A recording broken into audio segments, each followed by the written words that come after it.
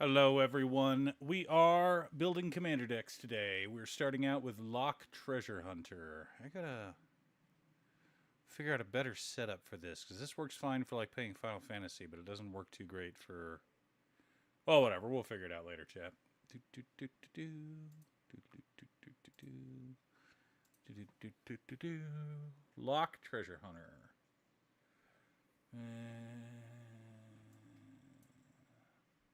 Go away.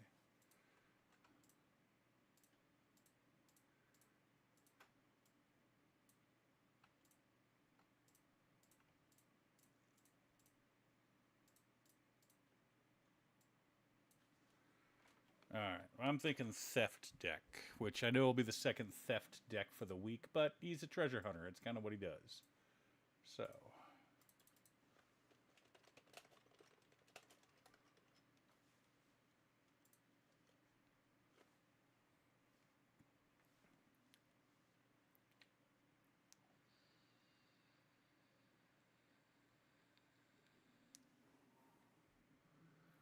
uh,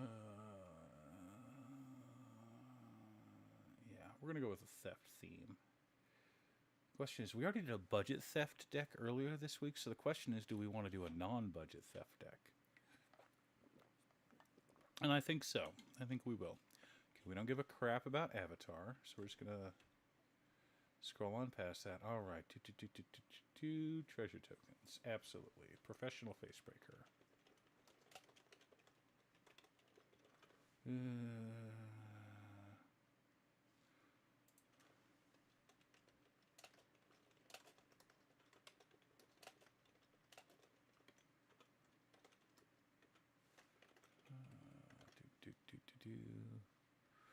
I mean, he is a treasure hunter, so let's go for treasures. That means we're going to want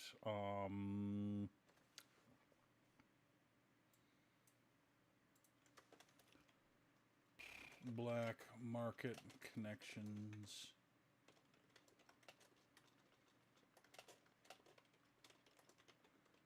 And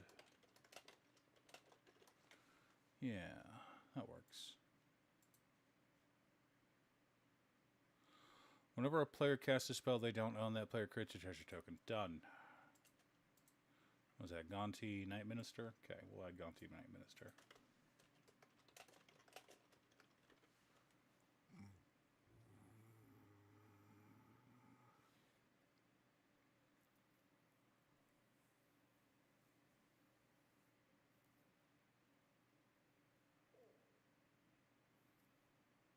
Yeah, Kefka Dancing Mad sounds like fun.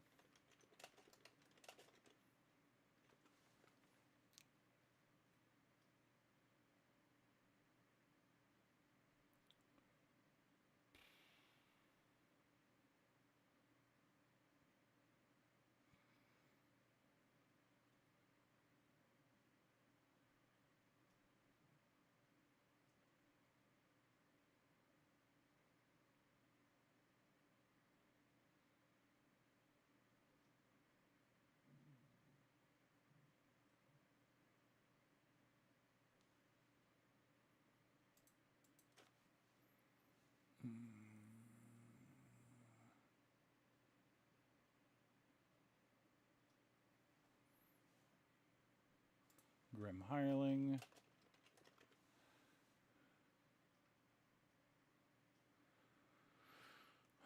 What does Jasper Flint do again? Creatures you control but don't own are mercenaries? Okay.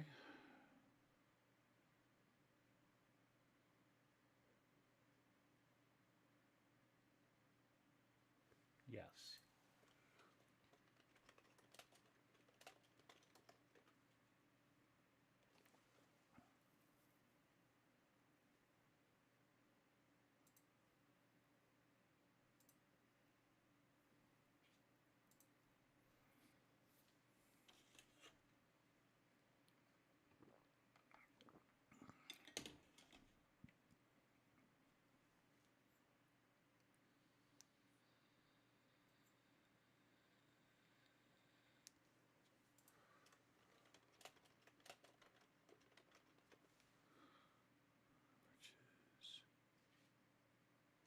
Yes.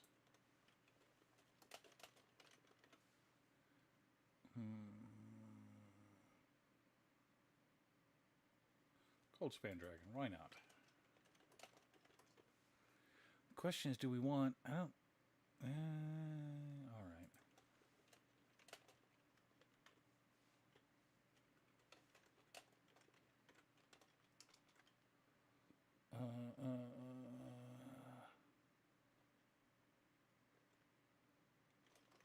Withering Torment, Abrade.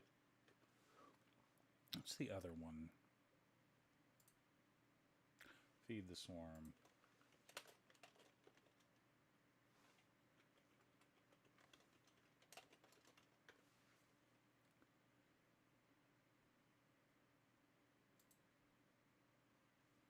Chaos Warp. We already got Chaos Warp.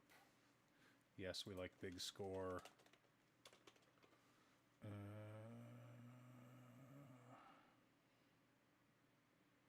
Yeah, Reanimate's nice.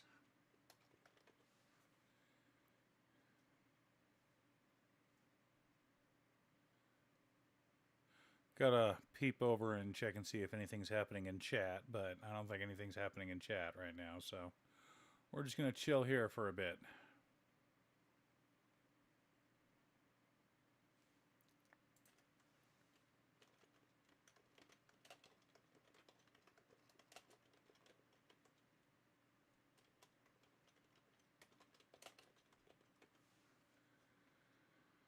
What does Ragavan do again?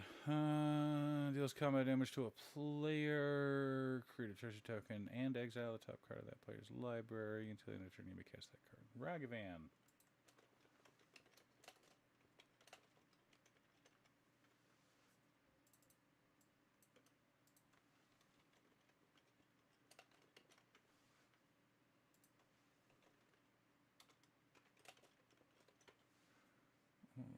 Yes.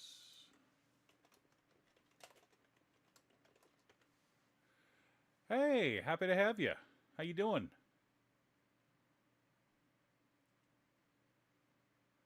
All right, there we go. Jessica's well.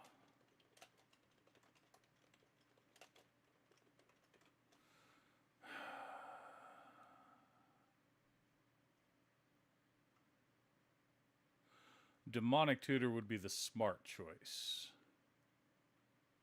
And Locke is fairly smart. We'll go with Demonic Tutor. Yeah, we're doing okay.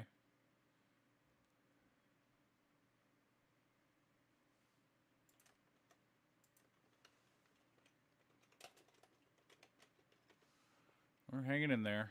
Beginning of your end step. When you play a card from exile, yes. Prosper is going to be mana ramp. Yeah, mana ramp. That would just put it in core.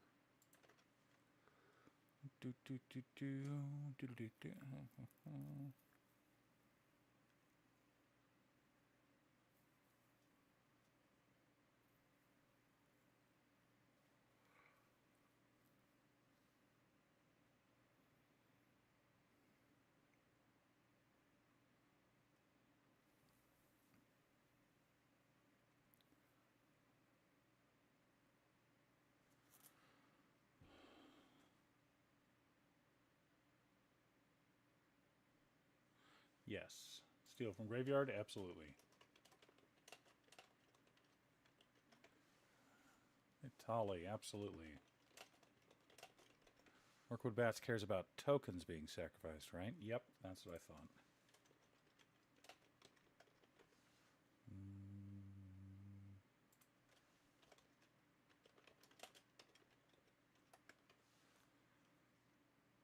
So right now we're working on a Locke Treasure Hunter commander deck. There's Reckless Fireweaver. That's what I wanted. And Nadir's Nightblade.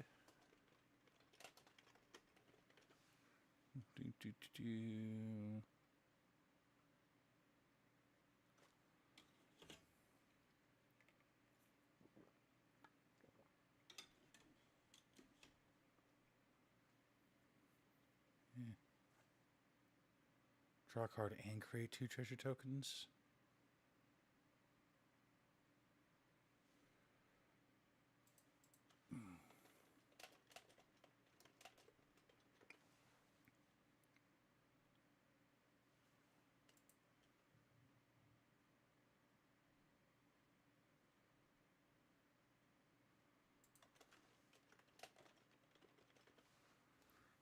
So I already had a mono red theft deck. The video already aired. It was yesterday's video. And that one was a budget bracket 2, just kind of fun, silly deck. I want to make something mean. So we're focusing on mean decks.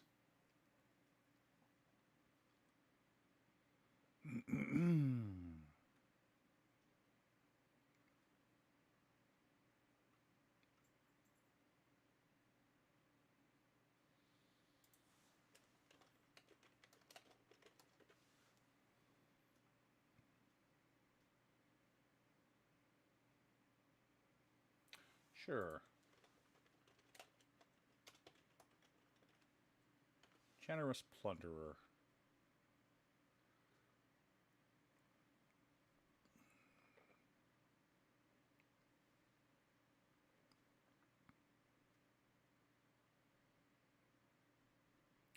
All right, we're going to take a quick ad break, and we'll be back in about a minute and a half.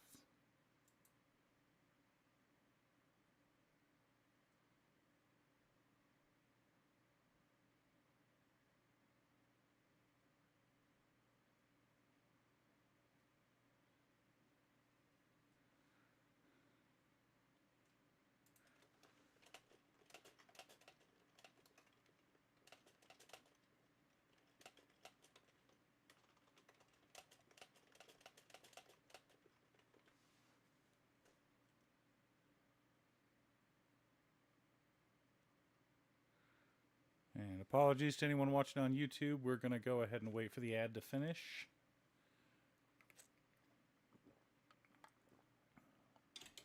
Let me read Brainsealer Dragon again. The top card of each opponent's library.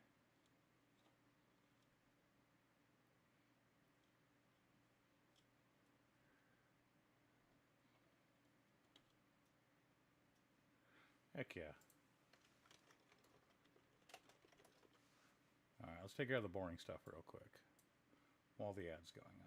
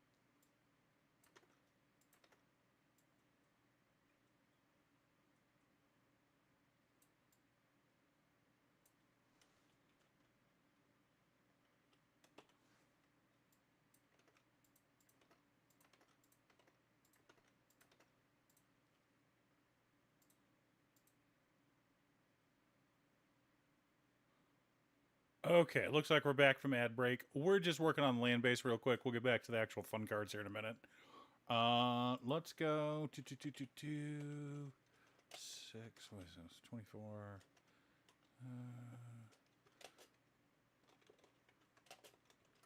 I think that's all right. We'll adjust it as needed later. You know, I think we're good on creatures. Oh, there we go. We need interaction. Oh, Bedevil. Because we love Bedevil.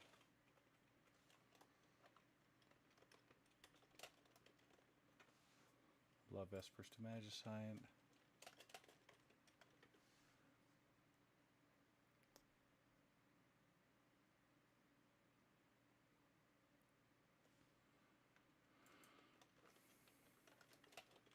Kind of want some more card advantage, so let's go.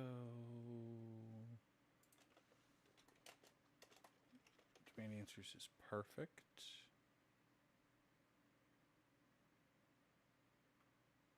go hurl through hell.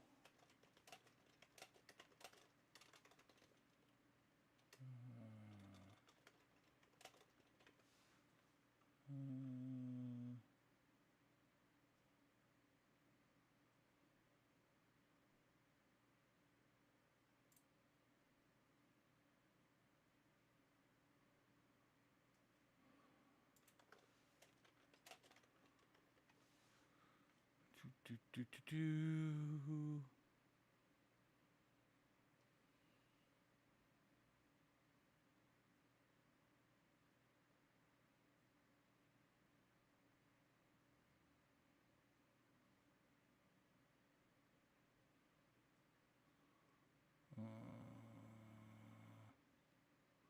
Each opponent exiles cards to the top of their library until they exile non-land card. You may cast into this special mana cost rebound. Yes.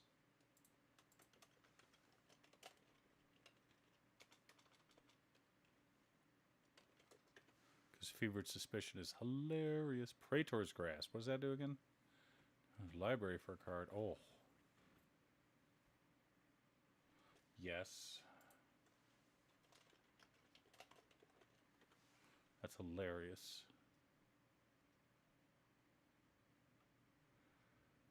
I wonder if...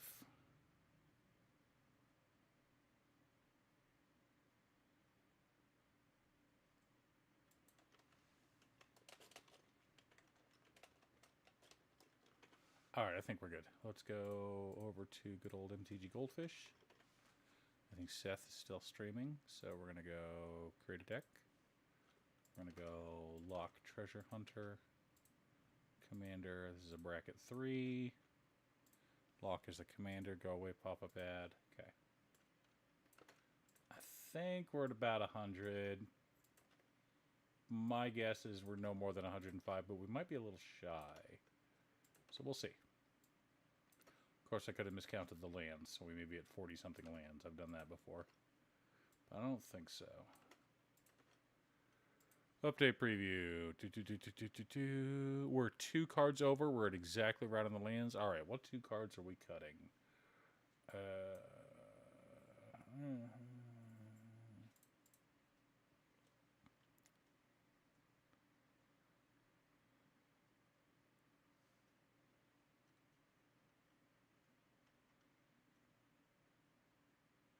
I mean, do we cut a couple lands?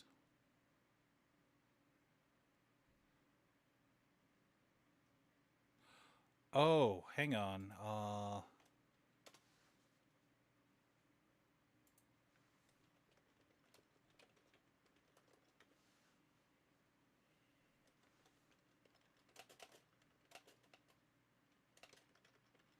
I need to do better about setting up commands. I've never set up one once. I should probably just make Waffles an admin and make him do it all. He probably knows how to do it, right, Waffles? No, we got to cut 2 cards.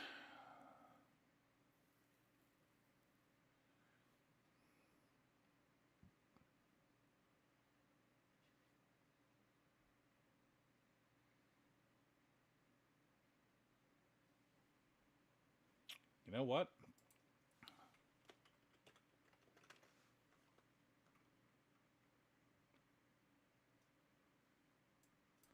Felwar Stone and Solemn Simulacrum. There we go. There's our deck list, chat.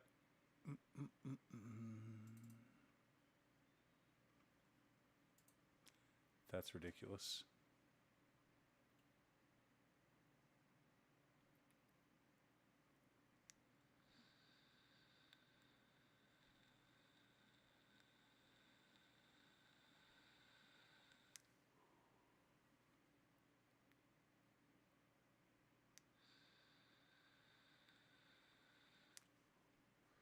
All right, next up. So that deck list is done. Let's go ahead and update our spreadsheet.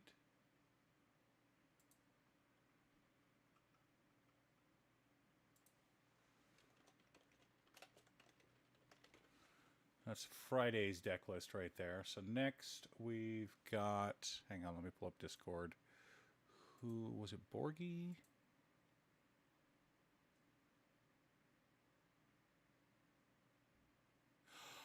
By the way, Waffles, I started working on your script.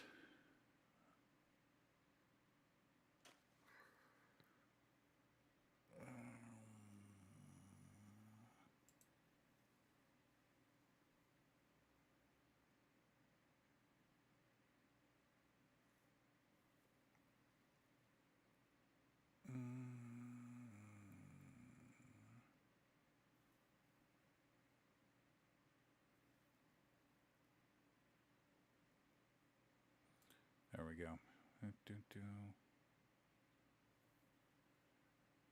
There we go. Budget deck on the new Avatar Commander Combustion Man.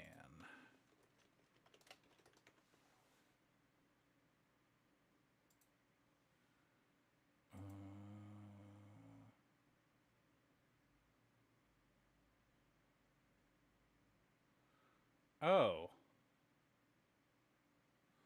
Right, but we want a budget deck. Alright, let's see what we can come up with. Let's go.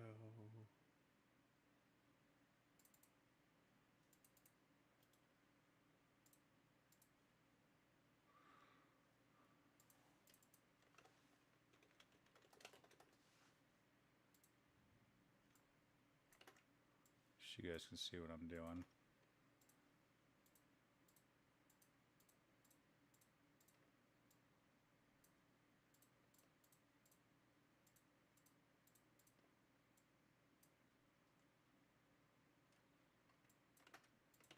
There. Okay, Combustion Man. Combustion Man, whenever he attacks, destroy target permanent unless its controller has Combustion Man deal damage to them equal to his power.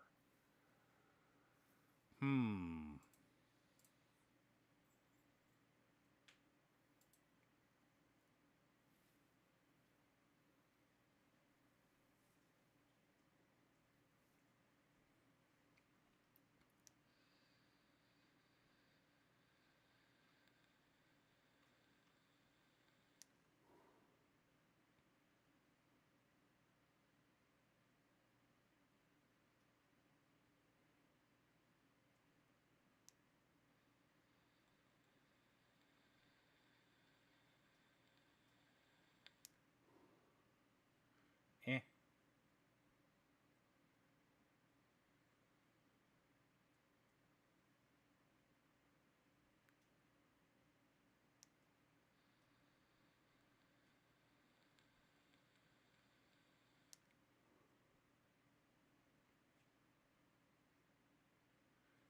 Eh.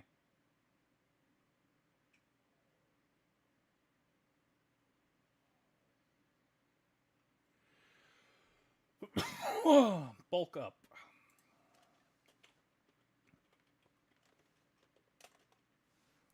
Combat Celebrants.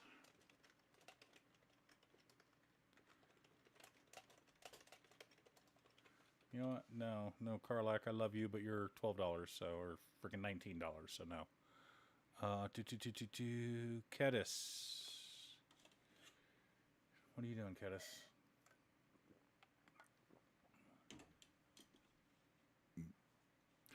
No, you're good. Yeah, I figured you were driving around delivering boggles. I was gonna say I should just make you a mod so you can go in and create all the commands.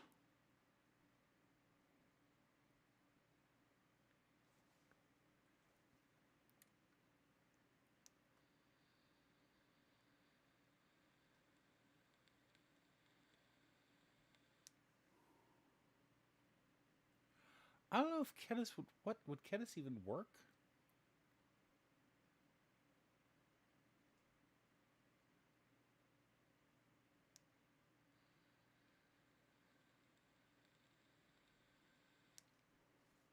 I mean, yeah, but he's kind of pricey, and we're looking for budget here. We'll add him if we can cut him later.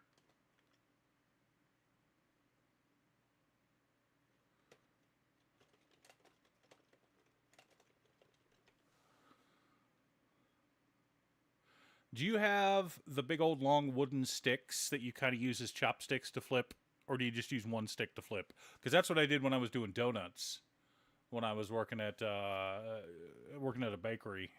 when I was 19. Ooh, I want Commander's Plate, but I don't know.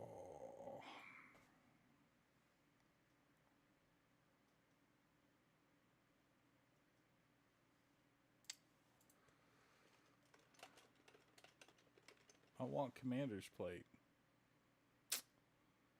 I want Mithril Coat. Okay, here you go. Here's half your budget. Mithril Coat and Commander's Plate. You know, I think I have a Mithril Coat lying around somewhere. It might have been sold.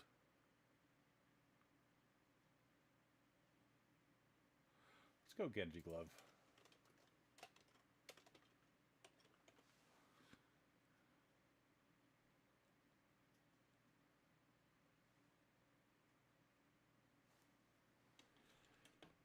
In Final Fantasy VI, the Genji Glove allowed you to equip 2 weapons. It allowed you to dual wield.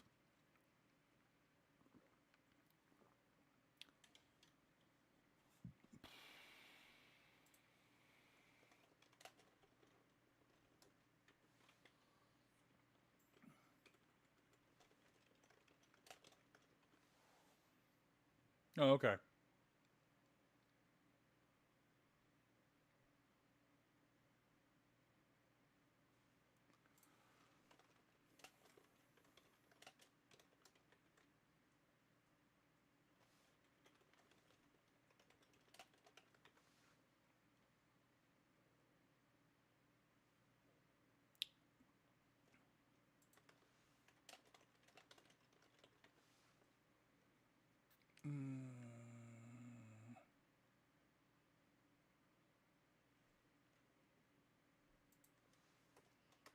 What am I going to do with that afterwards? Lightning Greaves.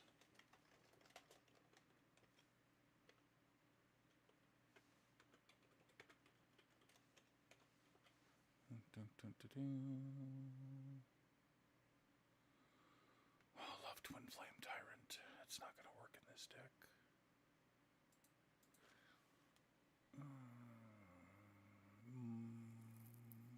Why not?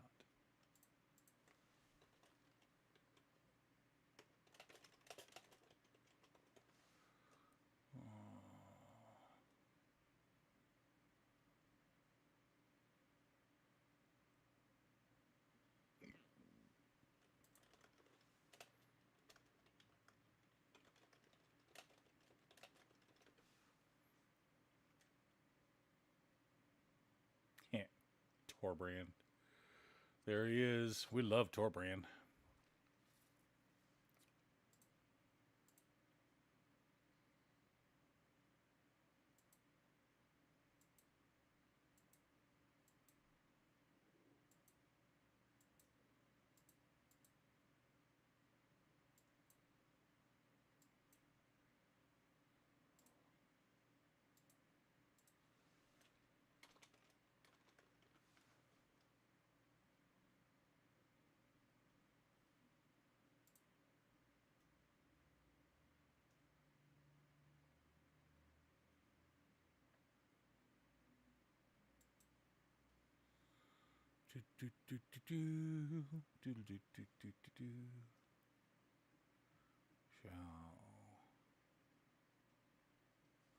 Yeah, we kind of want anger.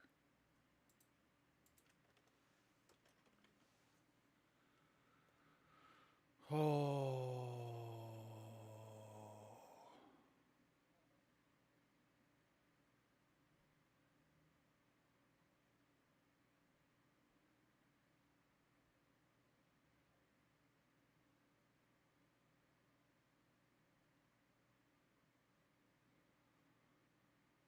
Doesn't he automatically make it a bracket for it? You know what? We want him.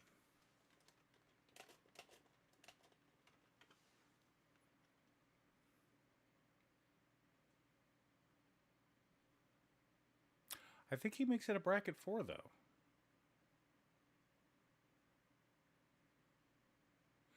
Yeah, so our commander, Combustion Man, says whenever he attacks, destroy target permanent unless its controller has Combustion Man deal damage to them equal to its power. So right now he's a 4/6, but I kind of want him to make, like... I kind of want him to be huge.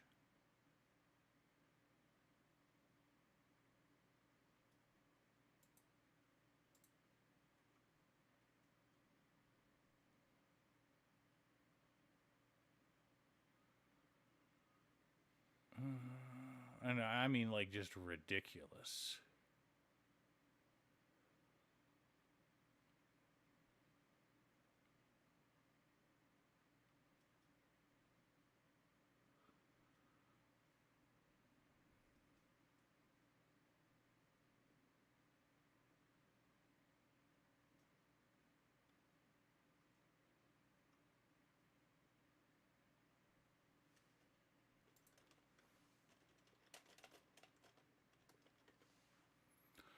I think I've got enough extra combat effects. What I need now is pump effects. So let's go back.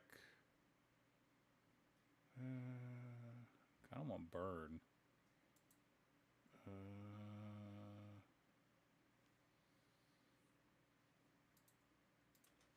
You're always trying to get me to use the doctor.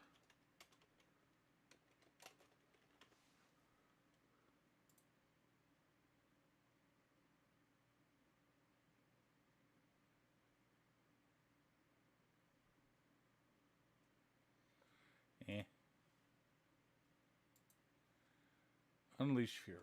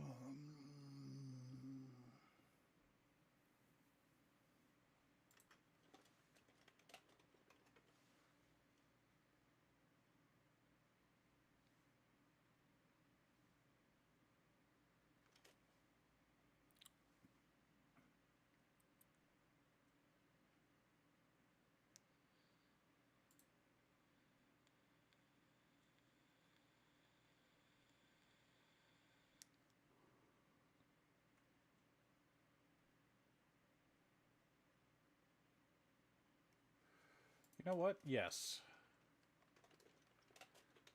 Two-handed axe is perfect, and it's nice and budget. $42. I think I have one in my garage right now.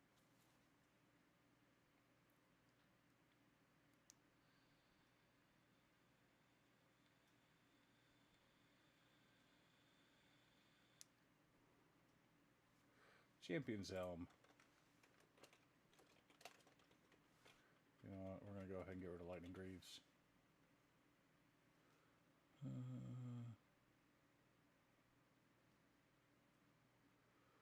I mean, love Sword of Feast and Famine, but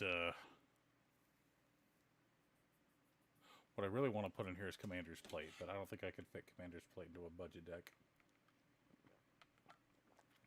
We don't have a way to cheat Colossus Hammer onto their commander, so I'm not going to bother with that.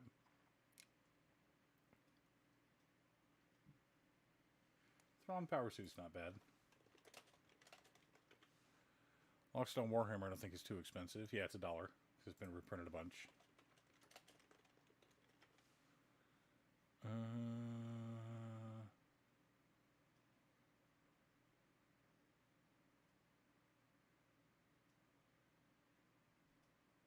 You know what?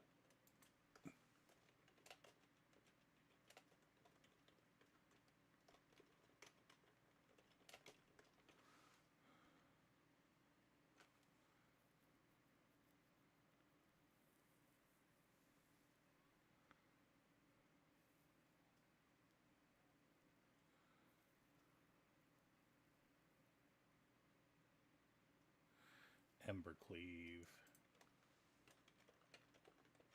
No, it's too expensive. That card was game breaking.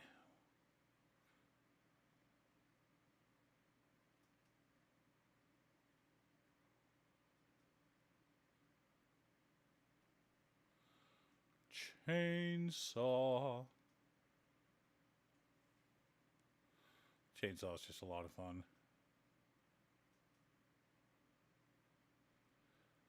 You're not reading Chainsaw Man, are you, Waffles?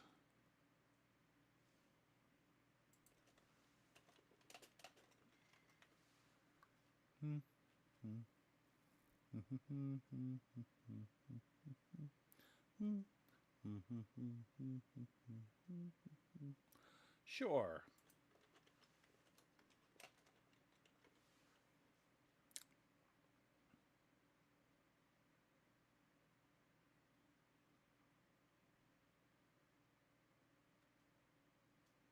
Until end of turn. Gross. No, no, no. Here's what I want to add.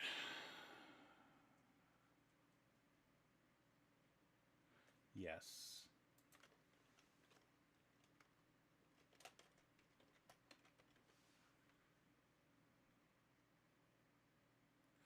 That makes it a bracket 4 deck.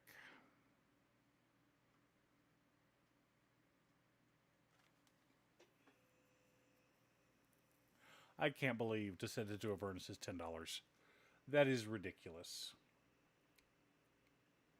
Ugh.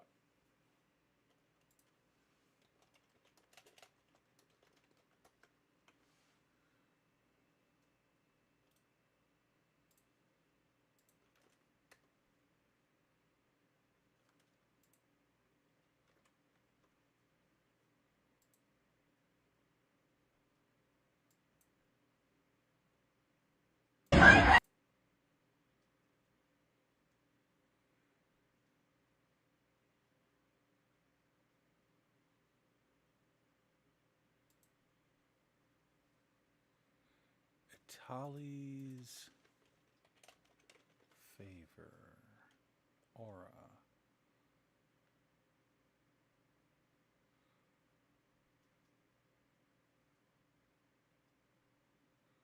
Okay.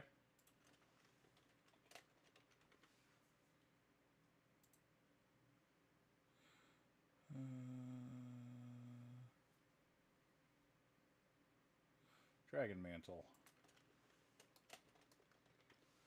That's nice and budget. Okay, I think we're done with our core. What I need is card advantage and spot removal.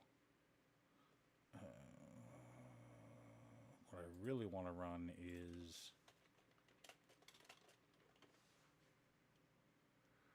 What is $10, chat? Waffles, why is this card $10? Oh, that's right, because it's good.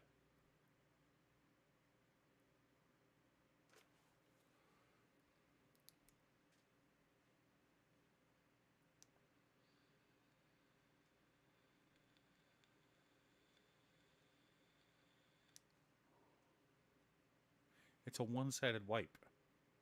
It's a one-sided instant speed wipe, which is just... yeah, it's 8 mana total to play it, but you get to split it over multiple turns.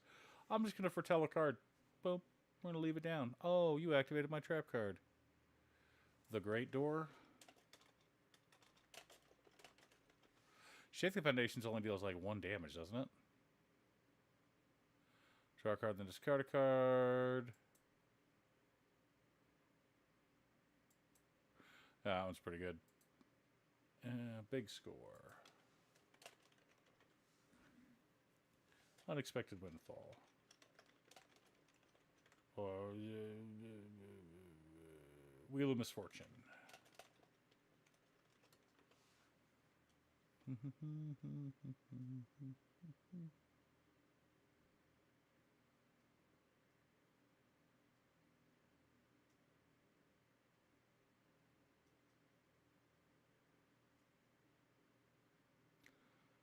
I love Valakut Awakening, but it is $12. First strike and trample until end of turn? Alright.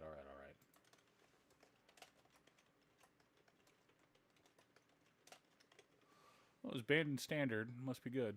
So we'll go ahead and run it.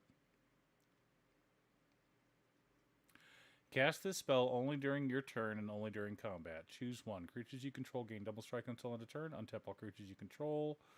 Yeah, 7 mana? No. Brute Force. Yes.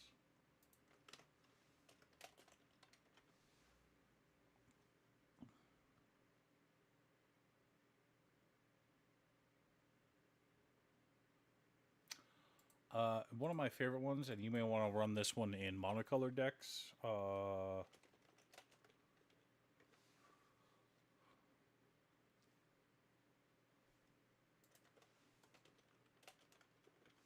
literally 2 mana draw a card if you have a monocolor deck, because you're going to have 3 of the same basics out. So I really like those, and it's budget. I mean, like, the most expensive version is the foil Warhammer version at $4. Like, come on.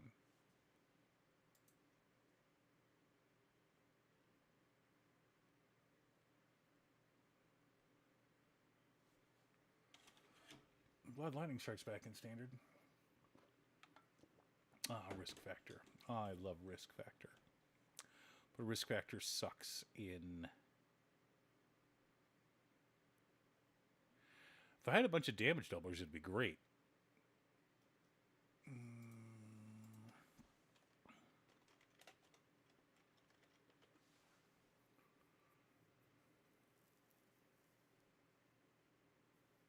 It's not super cheap. Each...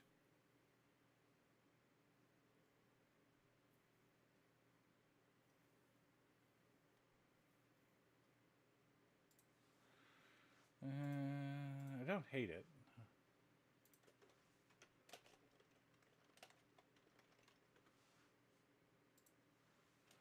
What was the other one? Arcane Focus?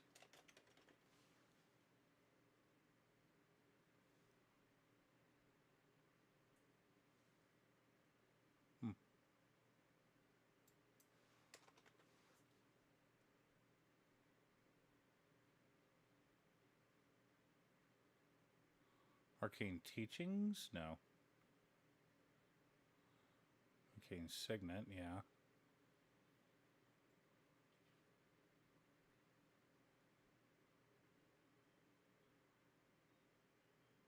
Arcane Encyclopedia. That's what you're talking about. Yeah. It's 3 mana, though.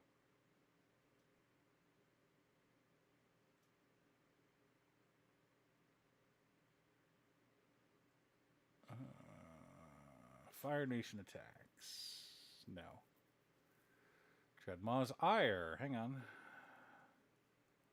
No. Temur Battle Rage.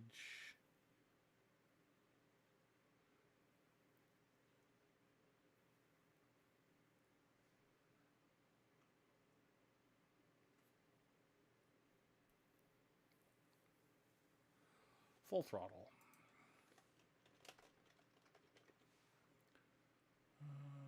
Overpowering attack. Chandra's Ignition.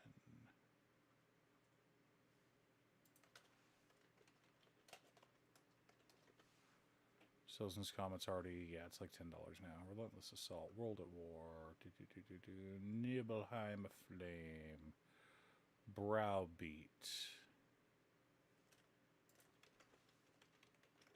You know what? Why not? Because it's silly. Risk Factor.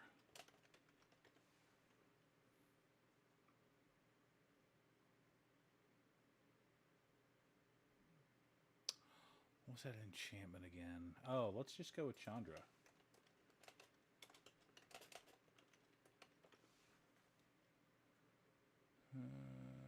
Insult Injury.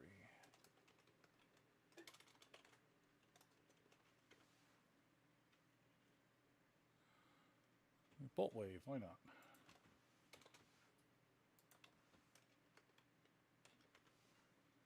Prisoner's Dilemma. You okay, lover? Yeah, time for a drink. Do you need anything? Oh, no, I'm good. I filled my big one up. Thank you, though.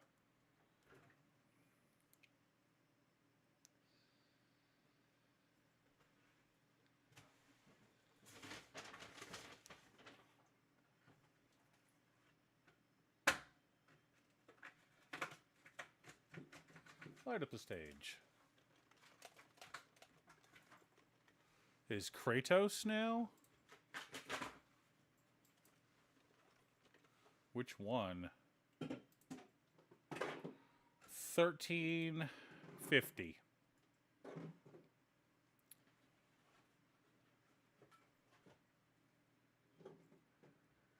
Yeah, we're not going to be running him.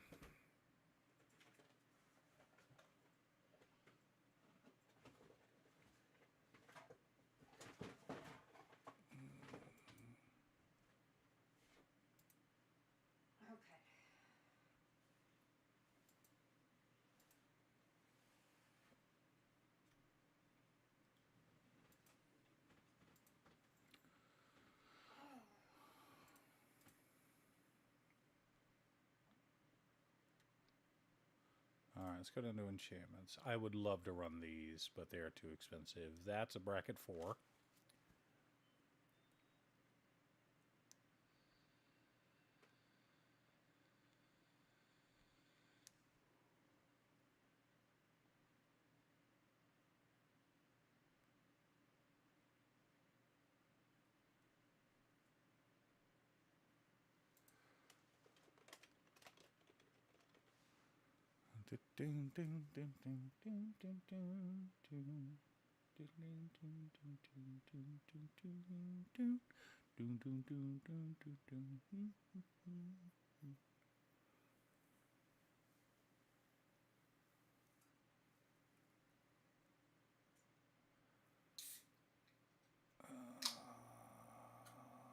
Count on luck. There it is. Let's go with cleansing wildfire. Let's go with pillage.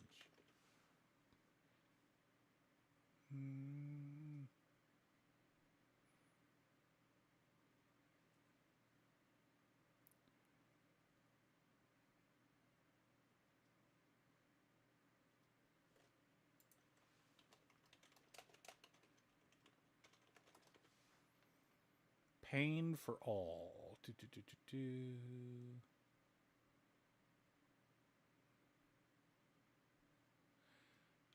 That one's silly. Let's add that one. Lost in memories.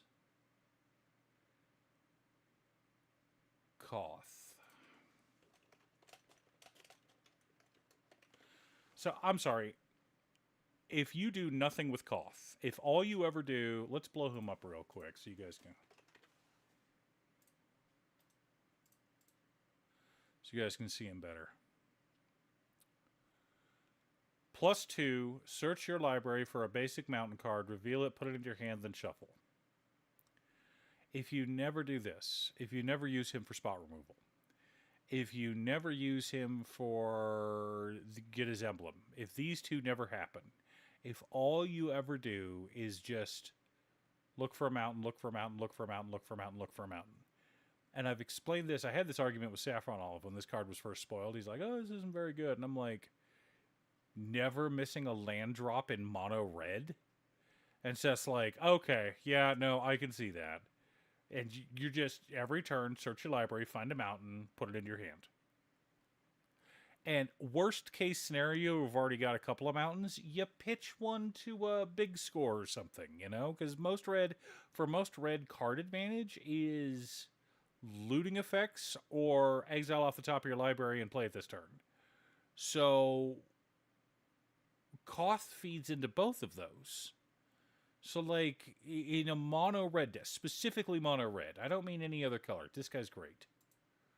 So, we're going to add those two. She's too expensive. Let's go Rogue's Passage, War Room, Scavenger Grounds.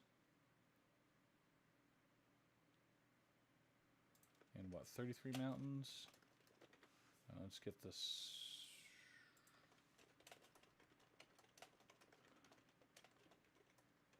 Fire Diamond Mine Stone, Felwar Stone, Thought Vessel, Worn Power Stone, Thrawn Dynamo.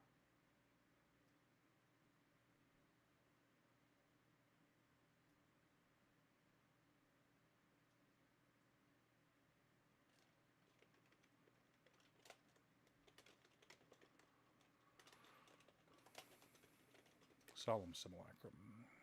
Alright, looks like ad started. So right now we're just going to take... We just added the Mana Ramp package. Let's go ahead and... Oh, I want Gilded Lotus.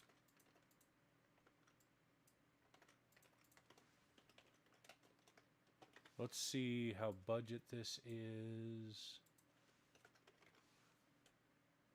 Decks. My decks.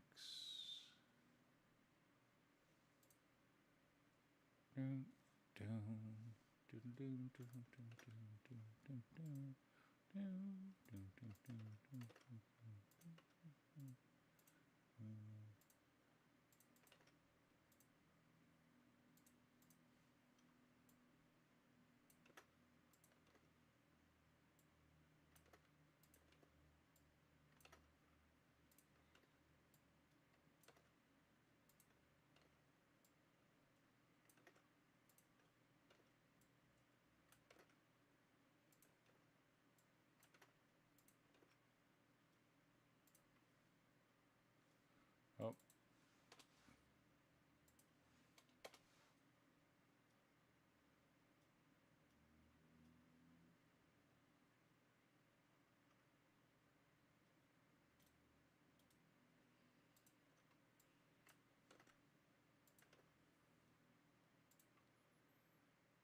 All right, we are 5 cards over, and we are over budget. So let's go ahead and get rid of some cards.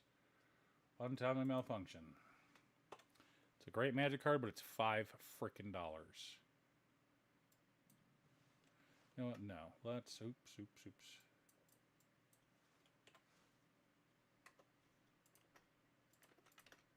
We'll re-add it if we can get it into the budget.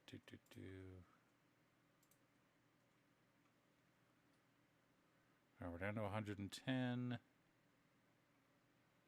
Most expensive cards. Kediss, Emberclaw, Familiar. Done. We'll get rid of you.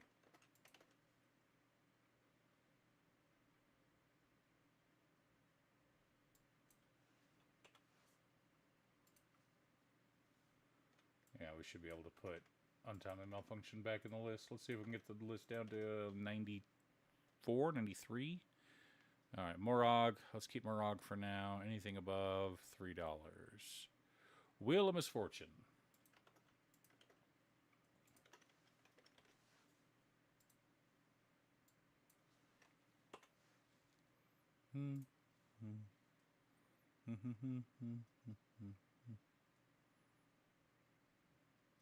I like Leyline of Punishment, though. It's funny. Ooh, Reaver Cleaver. But I want the mana ramp.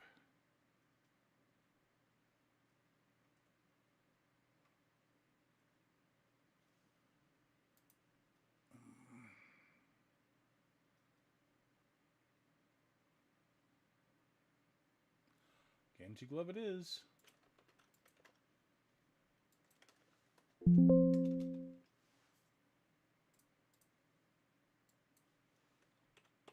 You know, I don't want Sal.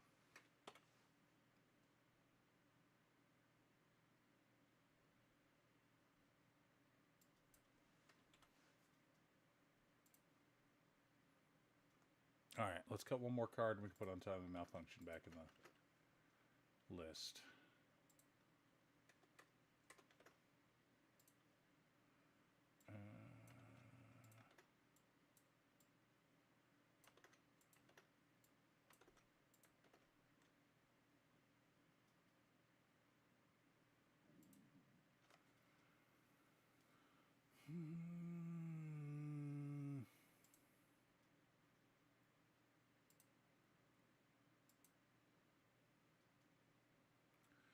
Brute Force.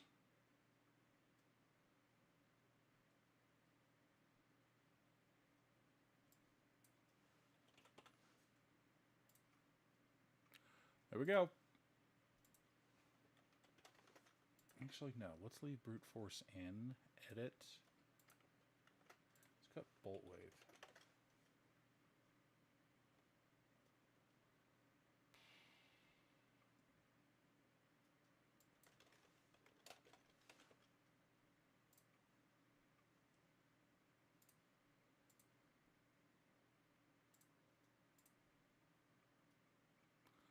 All right, that's done. Let's go ahead and present that to the patron.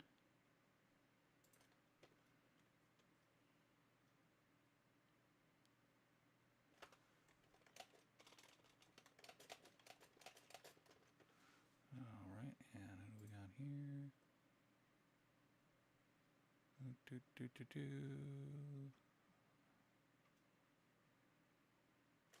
All right, what do we got here?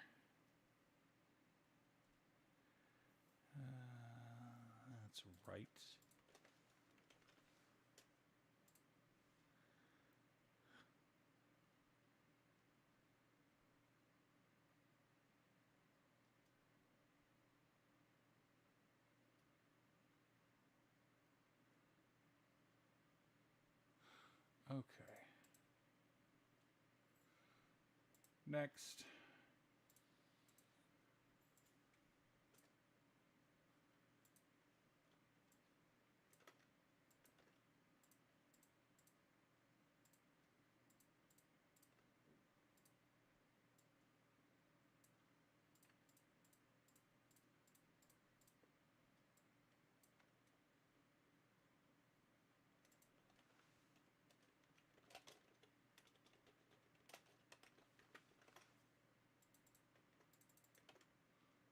There we go.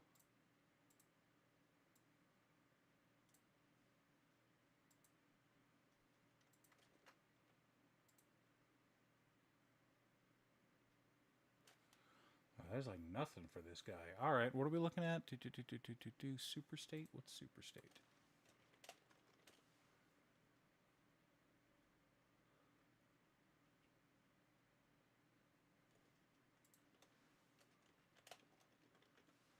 And he's wanting to go.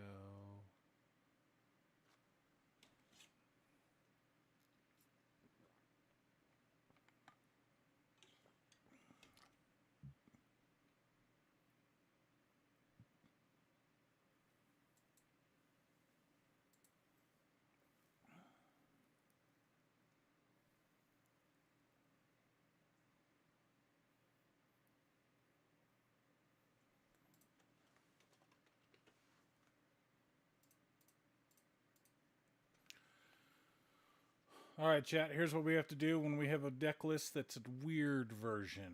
All right, we've got 11 Blade of Selves.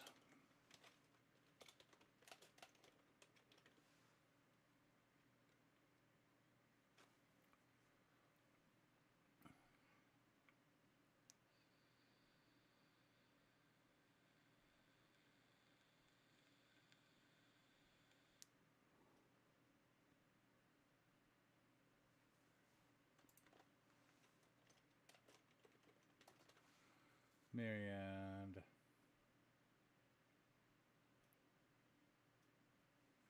You know what?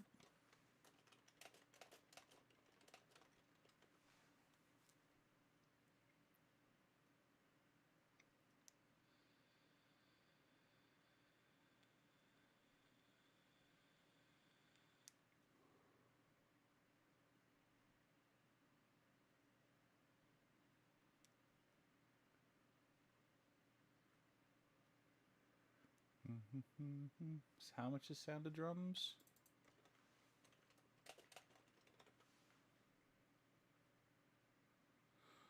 Yeah, depending on the printing, between $1.50 and $6, $6, $7.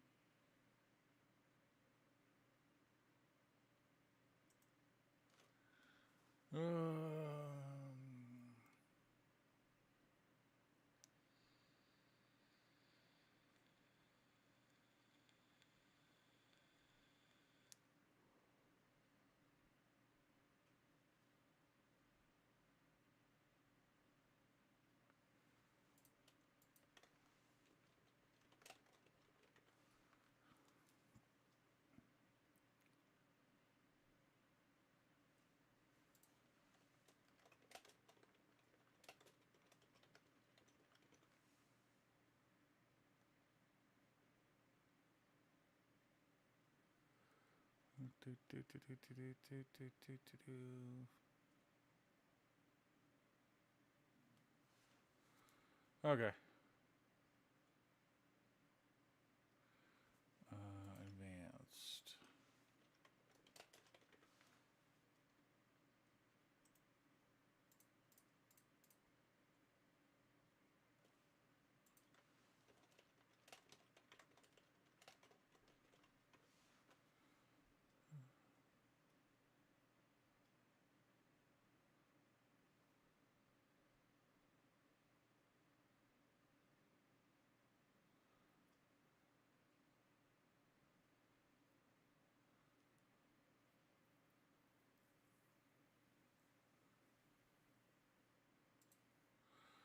This guy.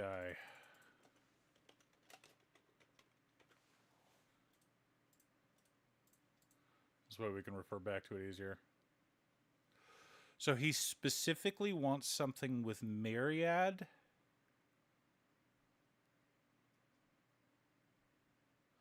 He's got a super state.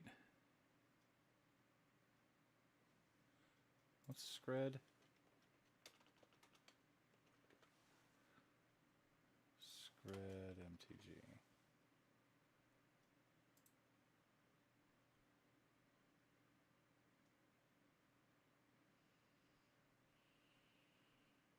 Okay.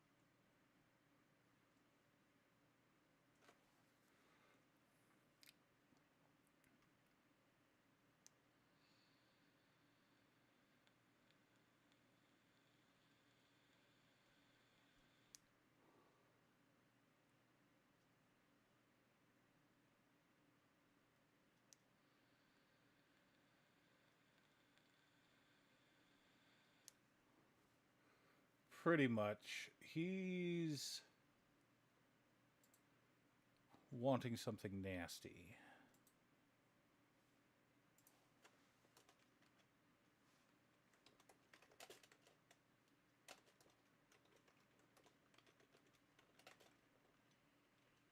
Already added him.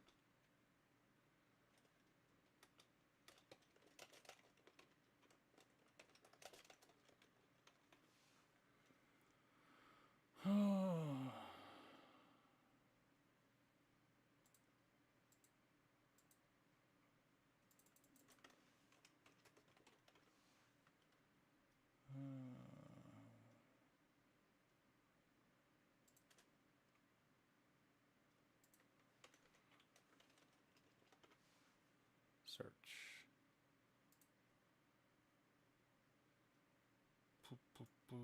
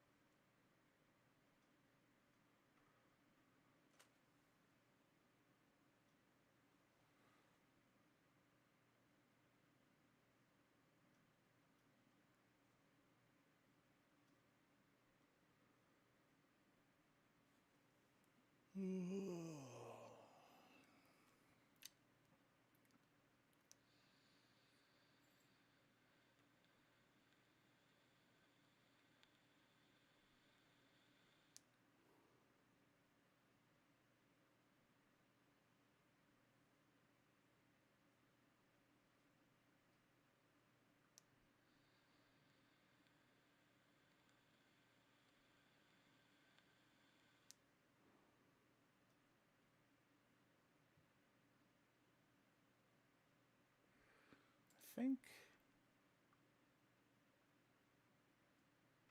that might be about it. Hang on. Oh, duh. Let's go.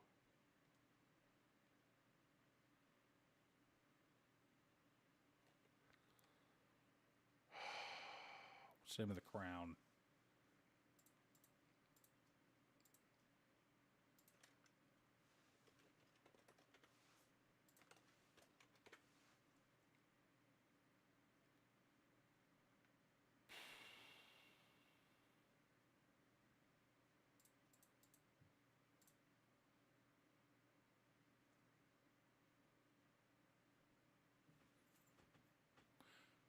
is.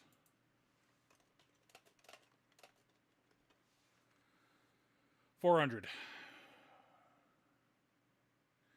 Budget for this deck is $400.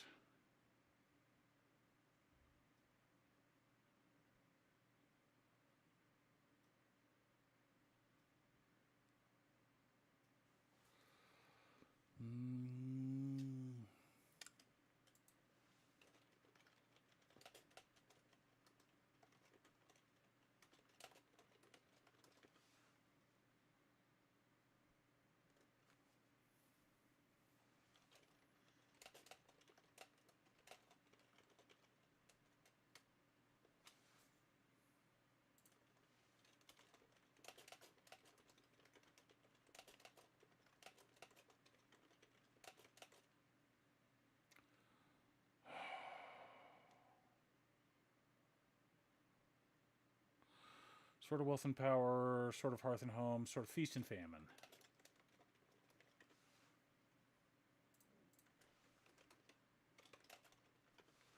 Alright, I want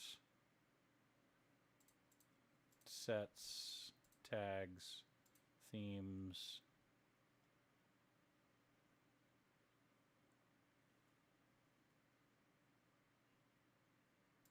Equipment.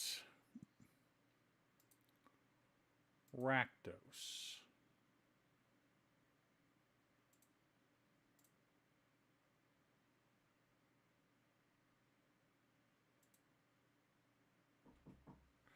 Come on in. He's streaming, but I thought you. I threw it at your mother and hit her ankle. Mama, are you okay? Yeah, I'll be fine.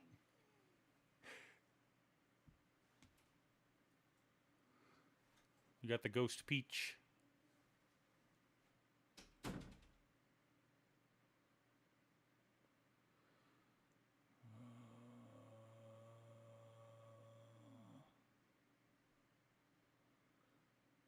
I need support cards. I've got good equipment. Oh, there we go.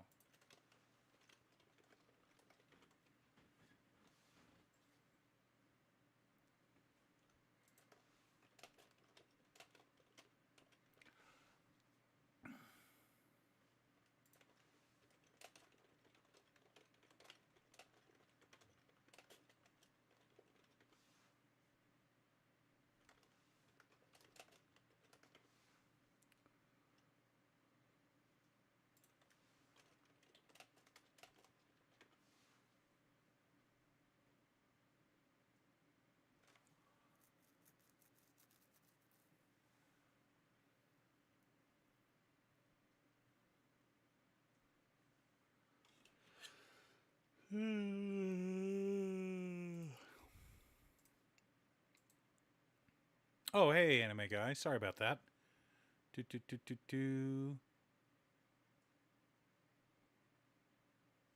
No, I did see the anime dubs. They've already pulled them because of fan outcry.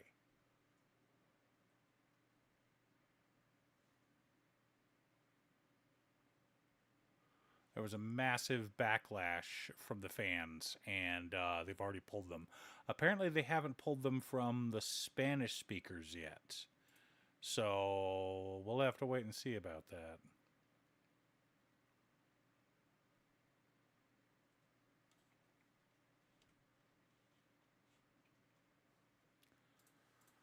Does Cadis Ember...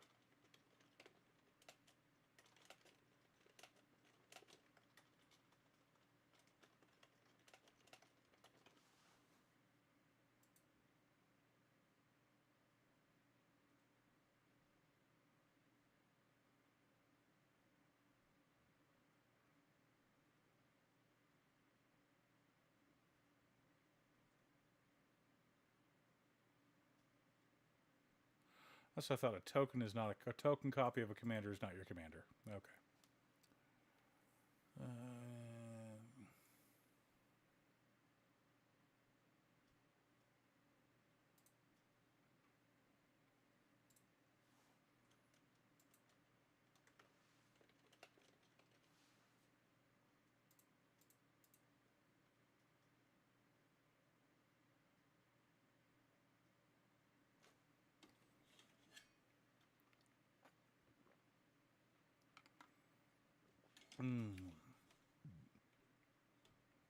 Bothersome Quasit.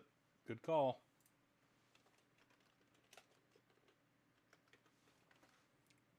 Mostly what I'm looking for right now is more equipment and more equipment searching. I guess I can just search for that.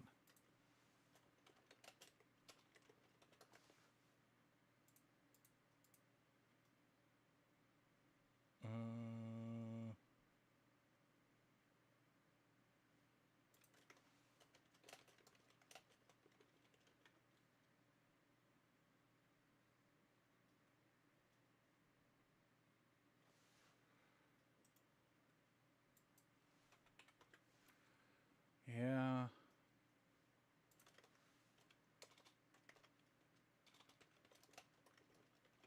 Problem is most of the search for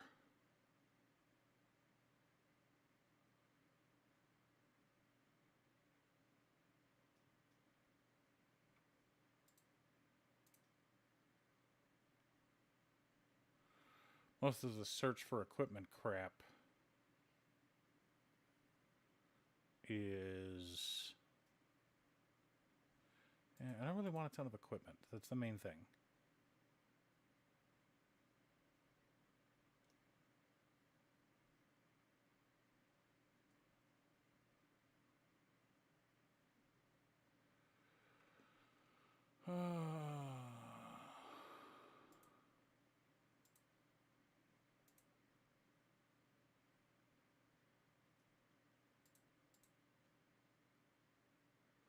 What he's looking for is arrogance incarnate.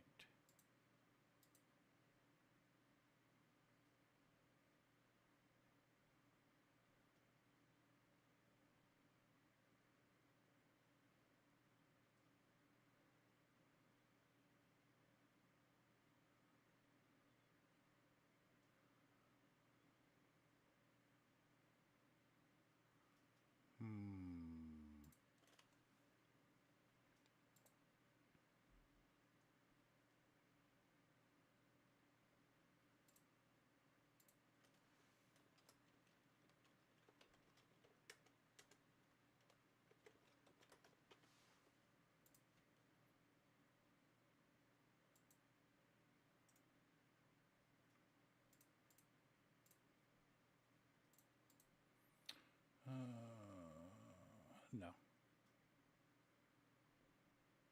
No.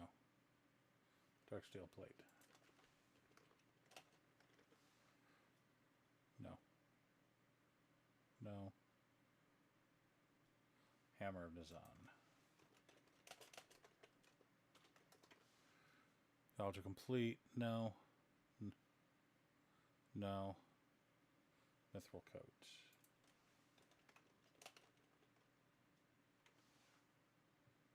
Okay, we're good.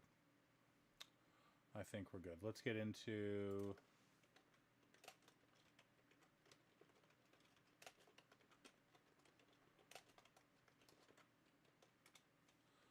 board wipes.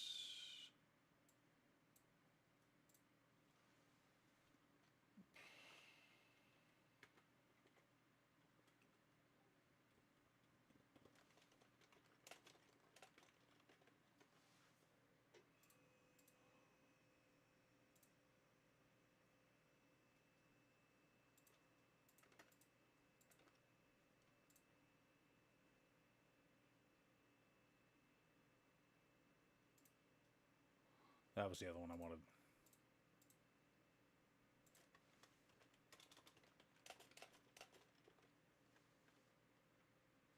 That's... yeah, true.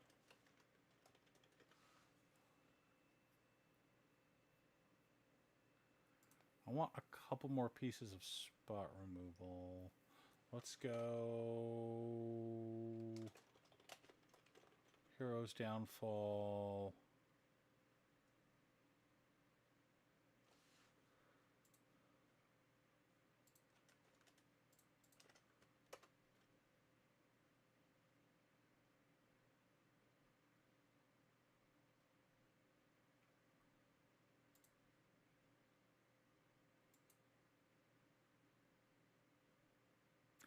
Tragic Slut. That'll work. We need card advantage.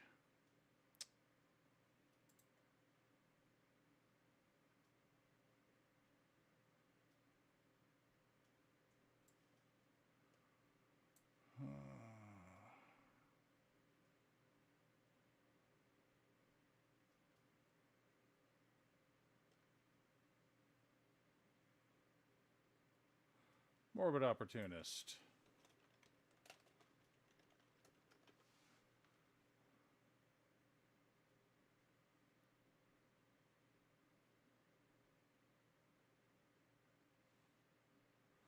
All right.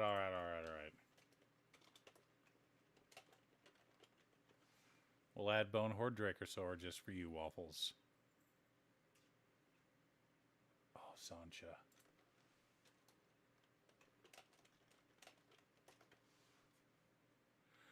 Lobelia Sackville Baggins. No. No.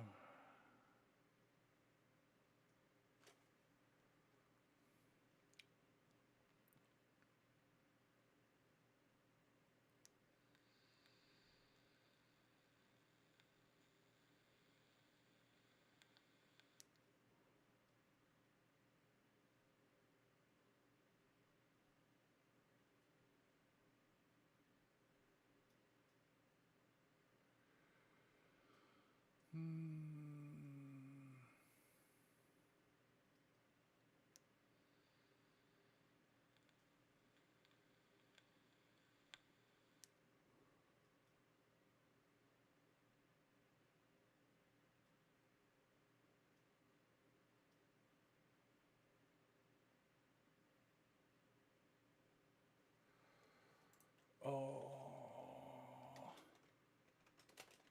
Siphon Mind. Oh, duh.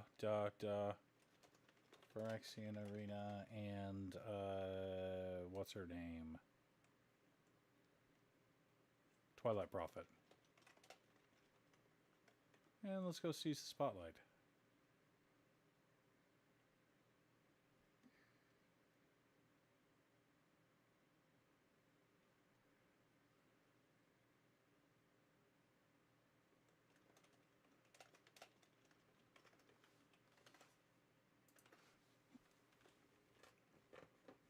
Yeah, we're trying, Marcus. We're trying. It's hard to keep a set schedule when there's so much chaos in the world, but we're trying. We're doing what we can. I'll read the bones. All right, let's put together a land base. Let's go Soul Ring, Arcane Signet, Talisman of something, Indulgence. Very much a Rakdos.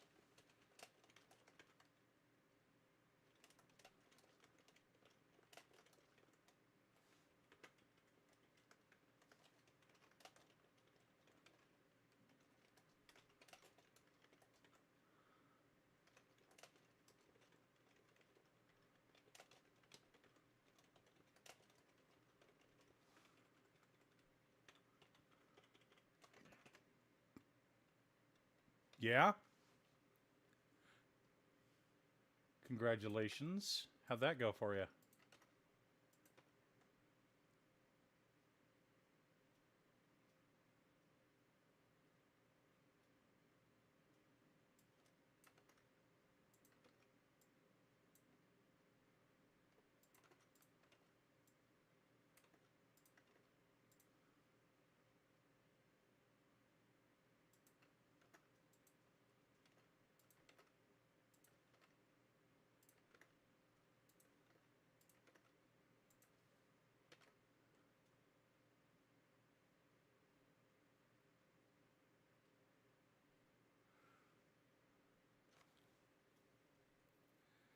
Yeah.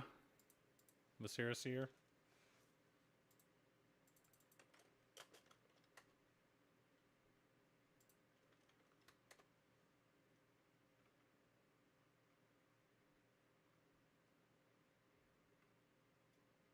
Viscera Seer.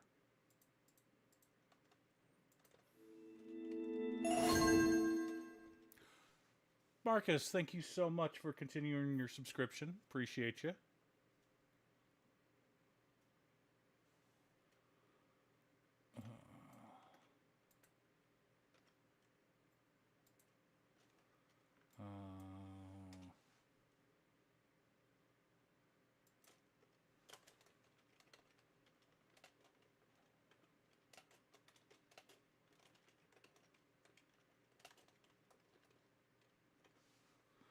I think Scred's going to be crap with that case.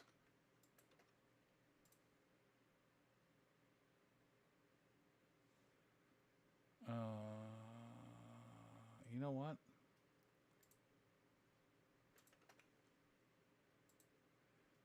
Let's see how this works, chat.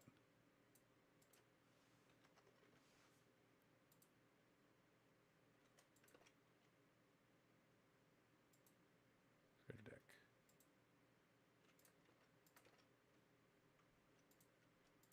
Commander. Upgraded. Cipher.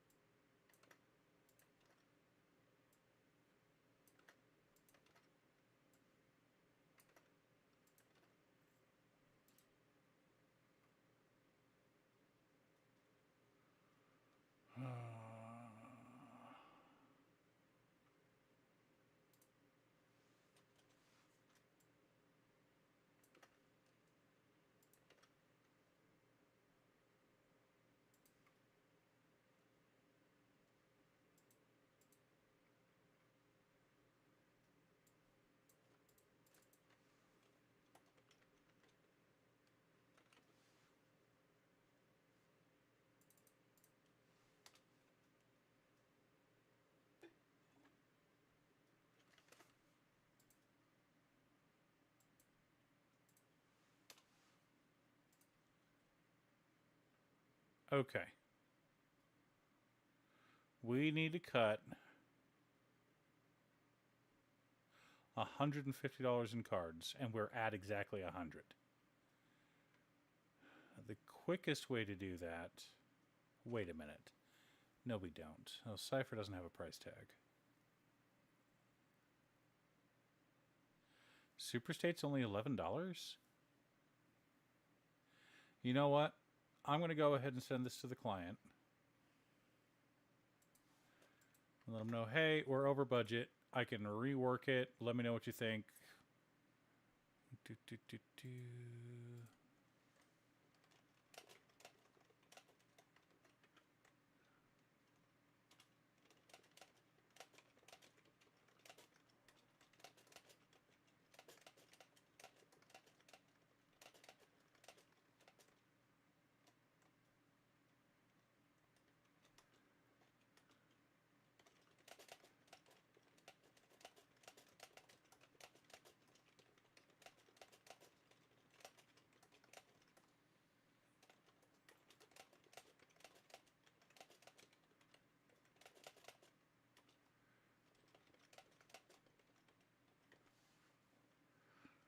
Okay, what does he got?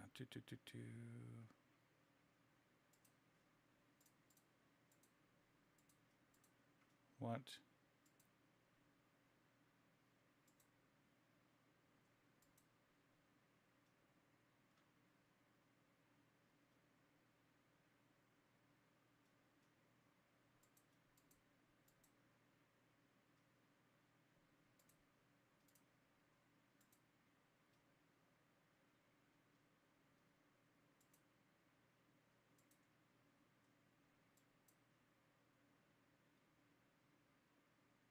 Working on it now.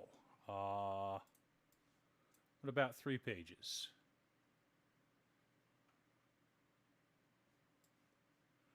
But doing that while streaming doesn't seem like... You're good, Marcus. If you need to go, you need to go.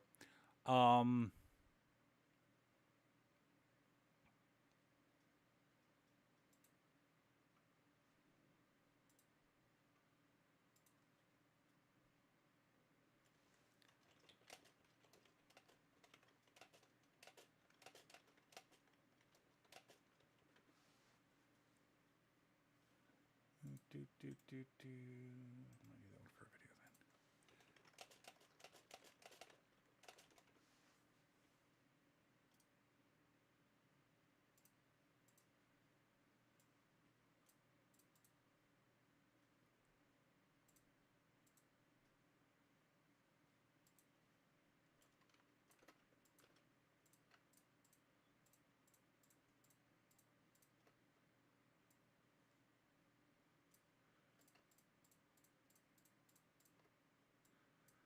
All right.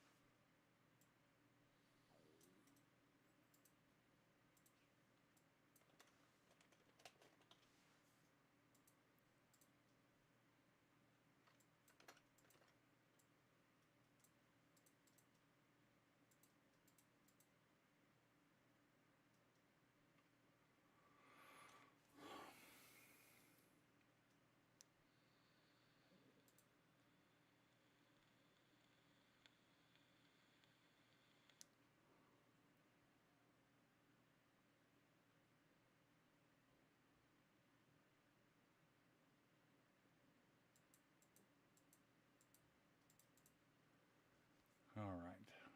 Well, let's go ahead and copy. Looks like we grabbed the wrong one. So we're going to grab all three of these and bring them back. I'm going to grab that one.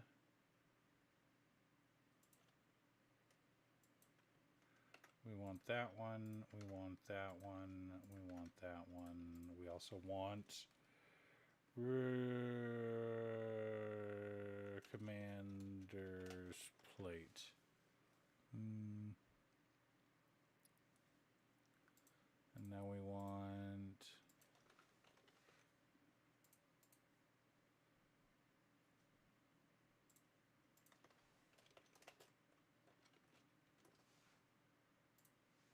Goblin Champion, Cathedral of War.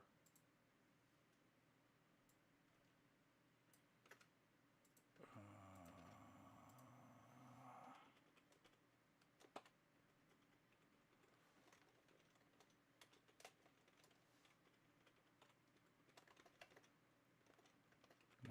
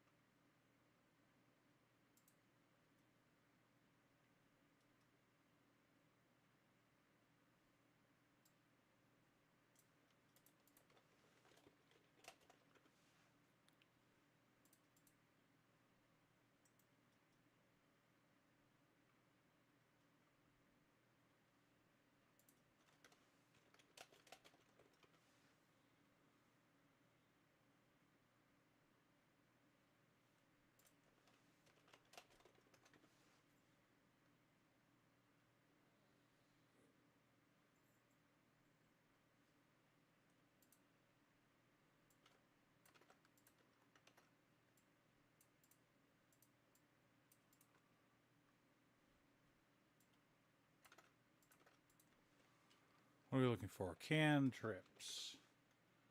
Fists of Flame. Boot. Strength. Haste Magic.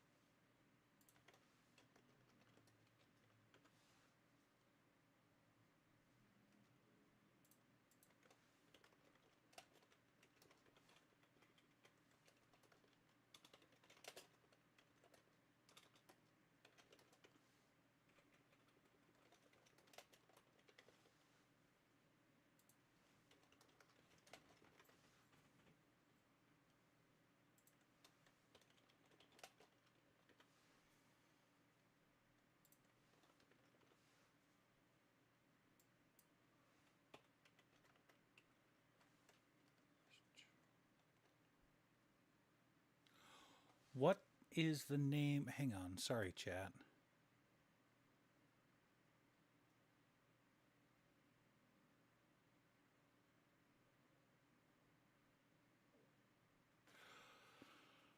Sorry. Sometimes that's just the way way the way it rolls. I've got someone asking for a mono red deck. I've got someone asking for another mono red deck. I've got someone asking for a red black deck. I've got, it's just red's just a good color.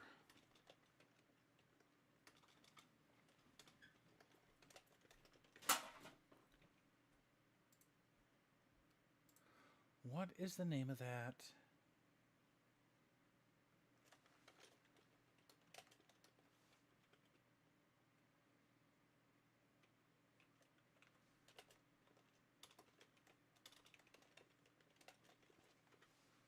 There we go.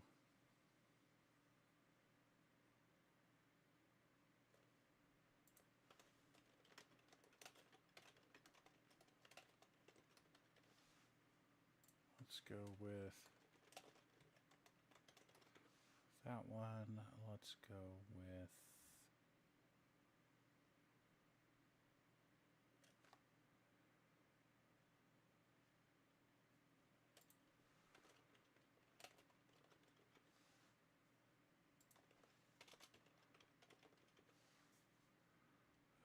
what's her bucket?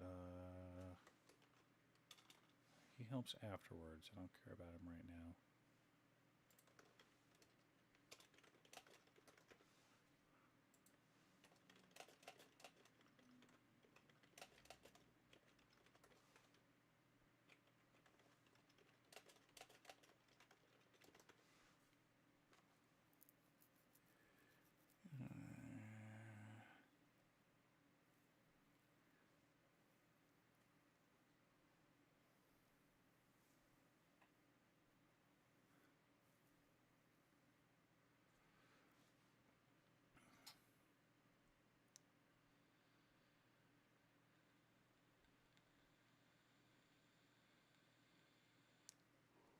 Oh, Urabrask. What's his name?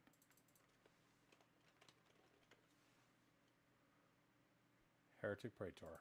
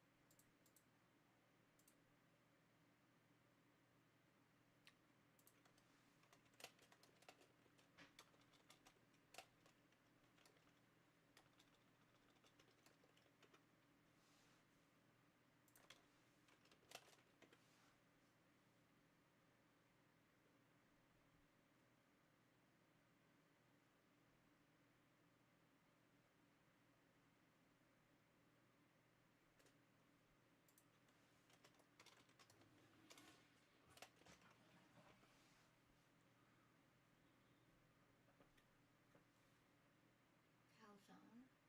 Yes, please.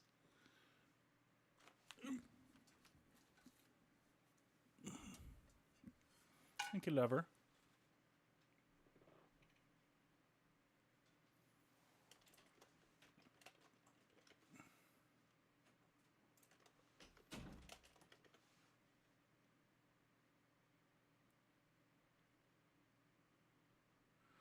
Expedite.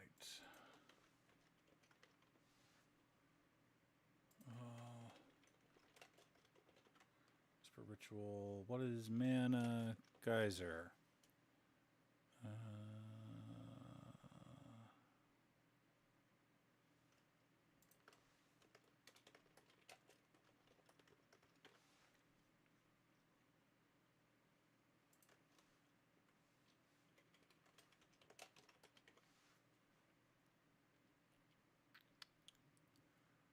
Do, do, do, do.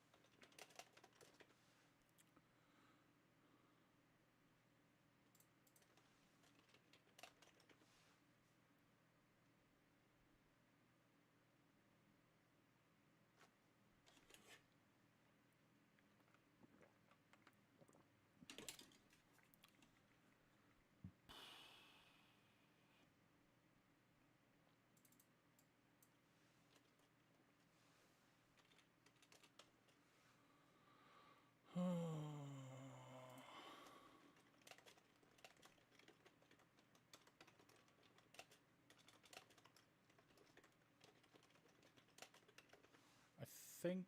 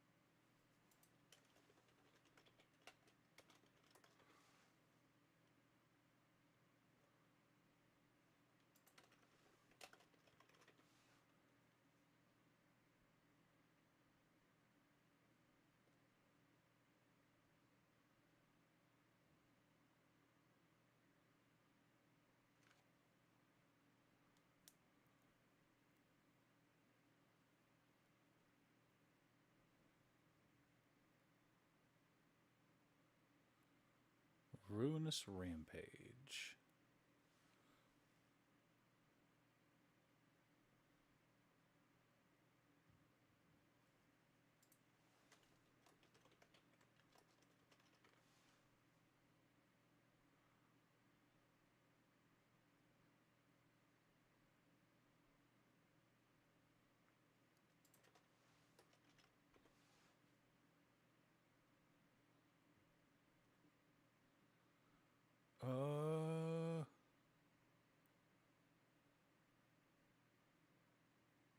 Ha! Love it. Love it. Nekusar is one of my favorite commanders. He's very much a boogeyman. But I wanted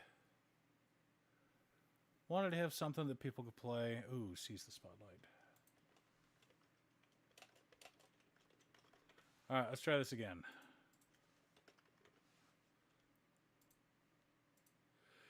He is just a lot of fun. Actually bought a buddy of mine for his birthday. Enchantment, that is Grixis. Search.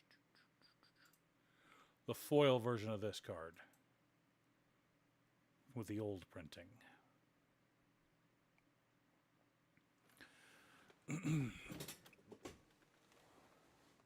So I can click here and it'll take me to TCG Player. So the old printing is like, there it is, $57. Because back in the day, foils were rare.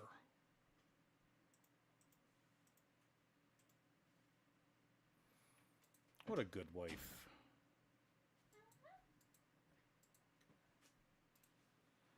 Thank you, lover. You're welcome.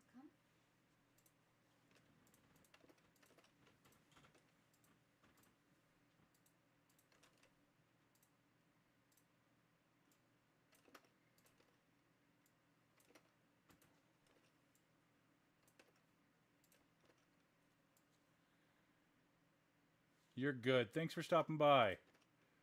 So right now, this person, I built the wrong damn cipher. So we're fixing that. And I probably have too much of something. Oh, yeah.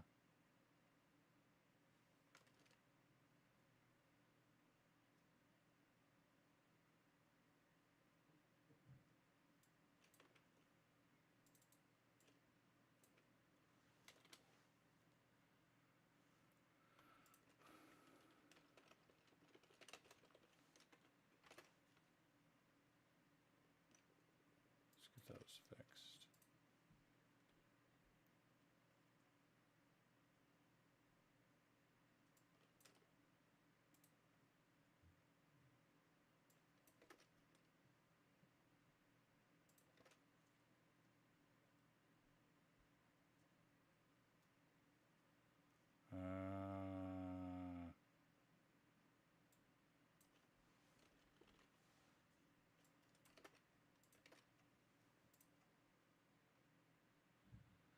We are 17 cards over, chat. I'm sure we can get it down to 433. Are we over on lands? We're good on lands.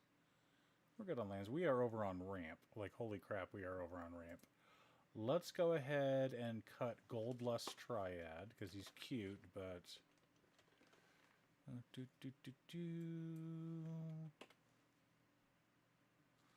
We got an ad going. I'm going to take a bite.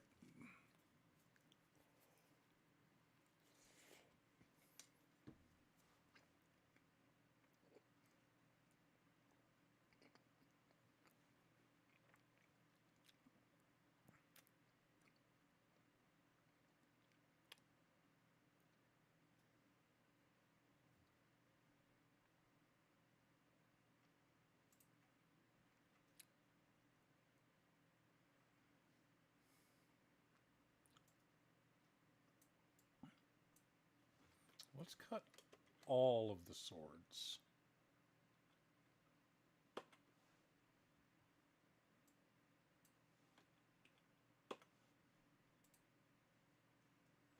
What does that bring us to on mana ramp? That's much better.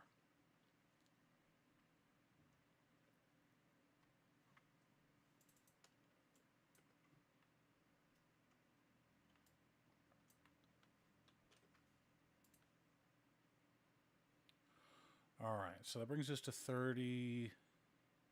We're at 37 lands right now, chat, and we have 1, 2, 3, 4, 5, 6, 7, 8. So we can cut 4. So we're going to go down to 28 snow-covered swamp. Oop.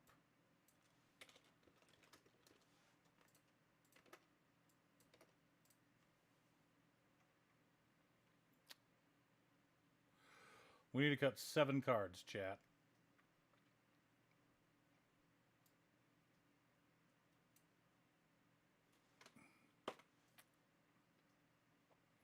That's 6.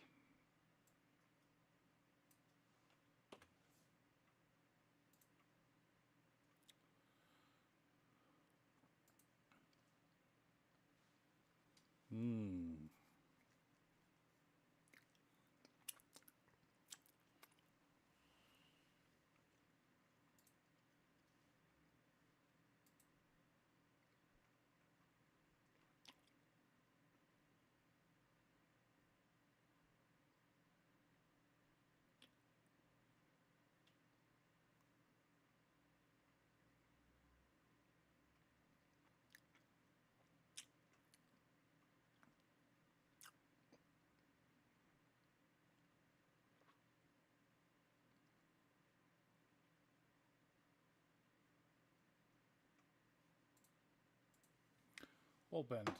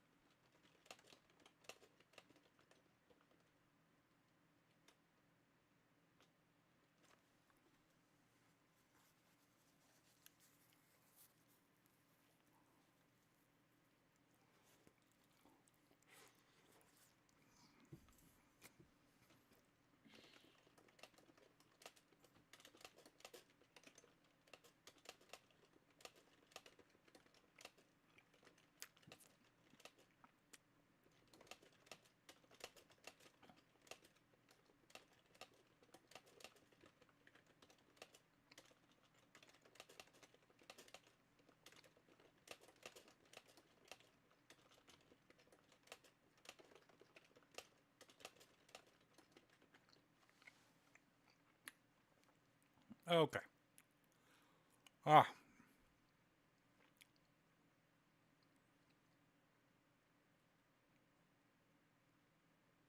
Oh, I'm glad to hear that. Quain is a blast. Sorry, I've just built this for a patron and I was messaging them about it, and we were chatting about it real quick. Okay.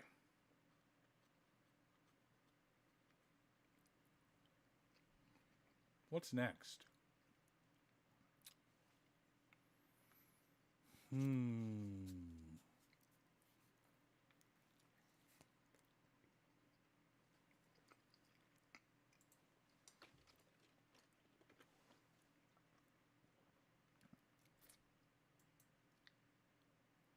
Chat.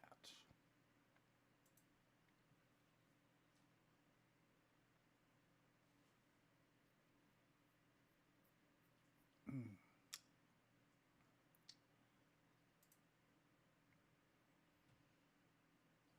All right.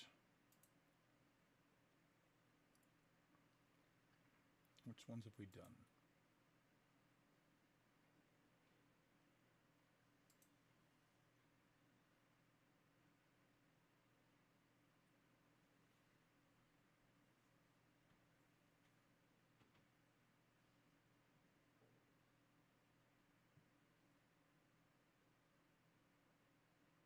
Okay.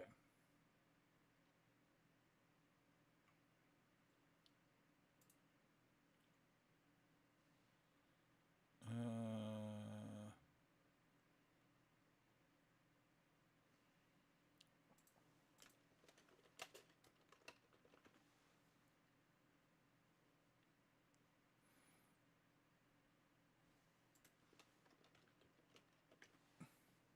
if you're talking about Children of the Apocalypse, yes, that was a good change. I don't tend to add Children of the Apocalypse because on the cheap end, she is $55. And since most of my decks, I get yelled at in the comments, are like, oh, you're going to run a $50 magic card? Yeah.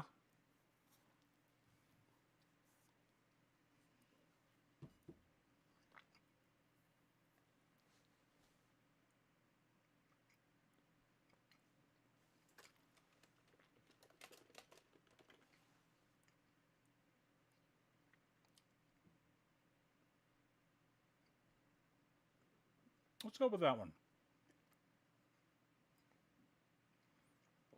Especially since I got Waffles over here complaining about.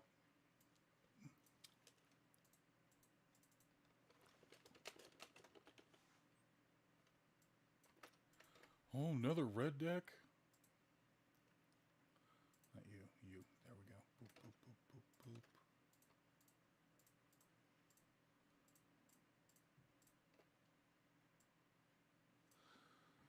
There we go. Boop, boop, boop, boop, boop, boop, boop, boop, boop. Okay.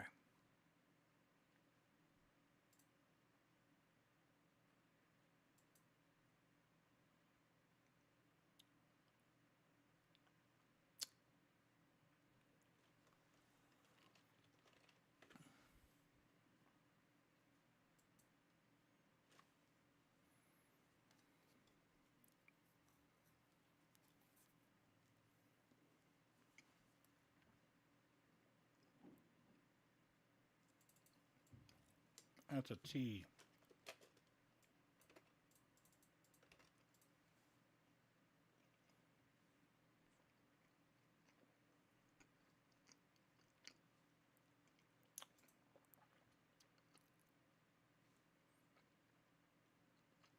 I'm glad to hear it. That's why I do what I do. Not everyone likes my commander decks. That's okay. I got plenty of comments coming and going, oh my god, I played this deck and I love it.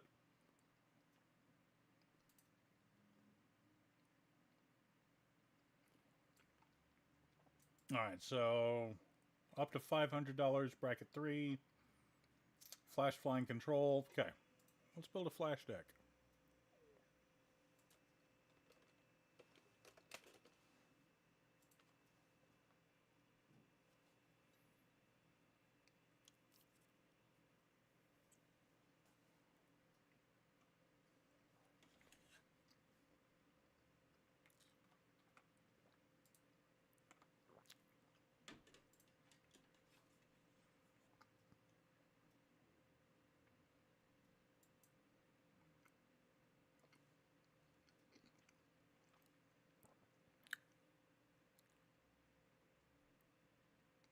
Oh, nice. You a big Avatar fan then?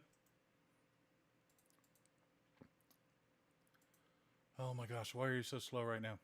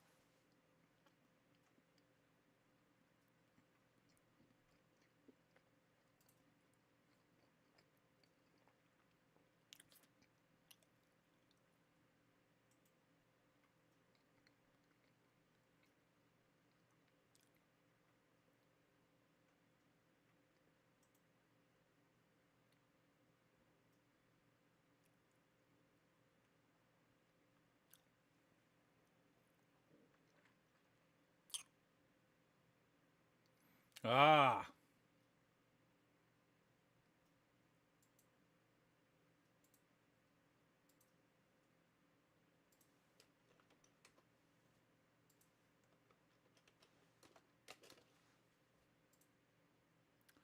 there we go. Now you're actually loading and running properly.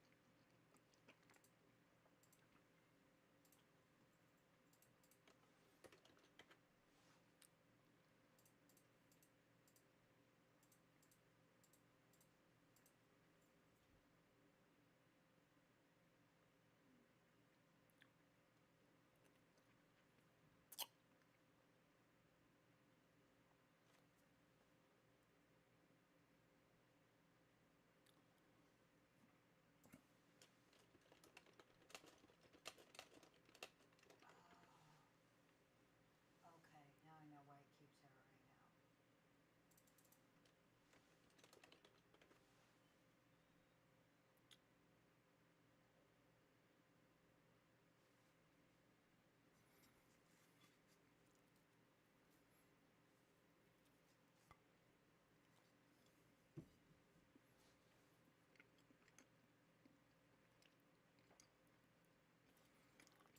out. Yeah, they were kind of mid. Everyone was trying to hype them up on social media, and I looked at them and went, "That looks like a waste of money." How you doing, Ronan?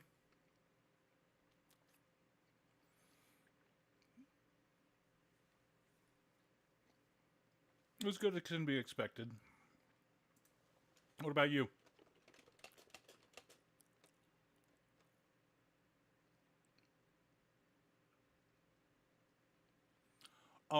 We just got Netflix. I plan on watching it soon. I'm all caught up on the manga, so I'm not in a big rush to watch it.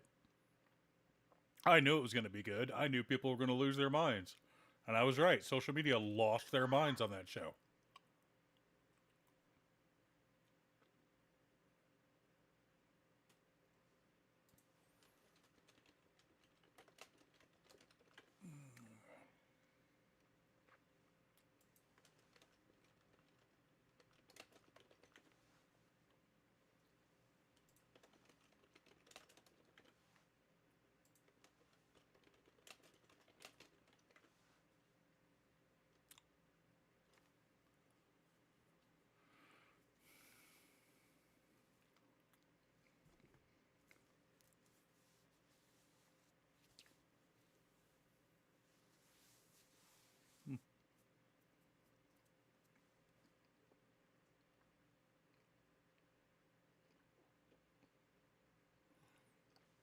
Gotta love life gain, Orzhov. That's kind of how I build my aristocrats decks. I don't do forced sacrifice for aristocrats. I think it's too mean.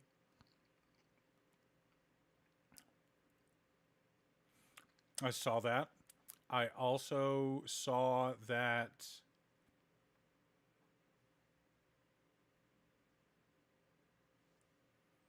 What is the name? Hang on. It was one that updated. Oh, what? What? Okay, nothing important.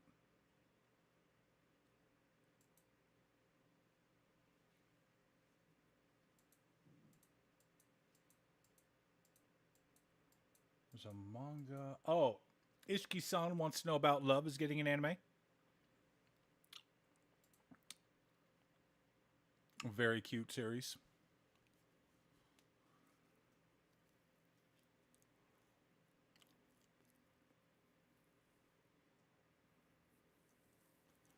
All right, anime guy, I got a quick question for you.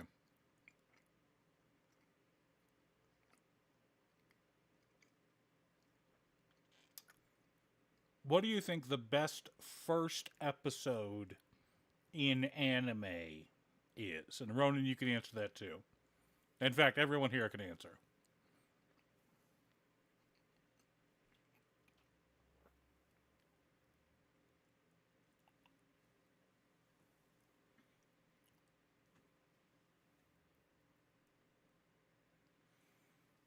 Gotta love Gold Collar Gisa. Zombies are hard because there's just zombies and dragons. I'd say are probably the hardest ones to build, just because there's so many good ones. Like angels and demons, okay, just pick the good angels and the good demons in your color identity. You're done, right? Dragons, huh? There are more mono red dragons than there are non red dragons that don't have red in them. But that's just like, I mean, advanced.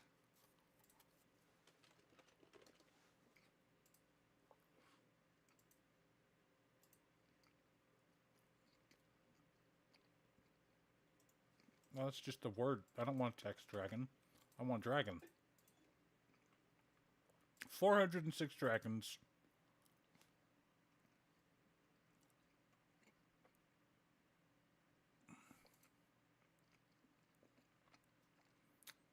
Like, we're halfway through page 2 before we start getting ones that are unplayable. And Bolas only doesn't see a lot of play just because he's pricey. You know? Attack on Titan? Oshinoko? Okay.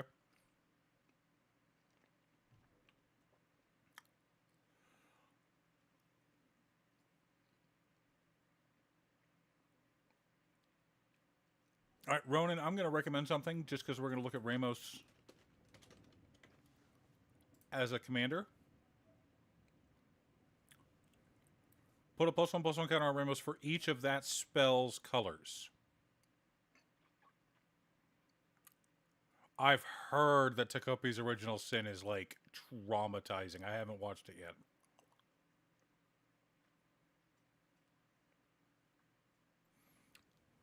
So, Ronan, I'm going to recommend you focus on multicolored dragons.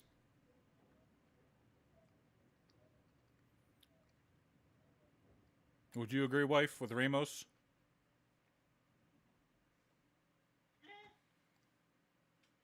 I'm not saying don't run monocolored dragons. I'm just saying if you have a choice between a two-color dragon and a one-color dragon, pick the two-color dragon.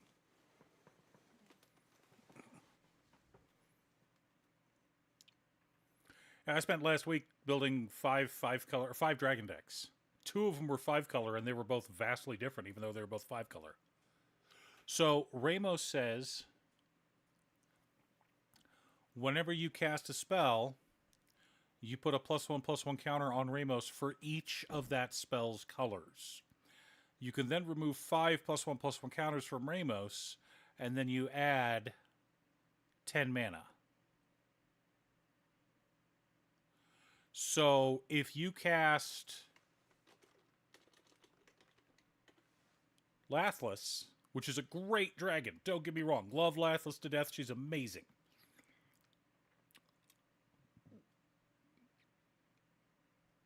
Yes.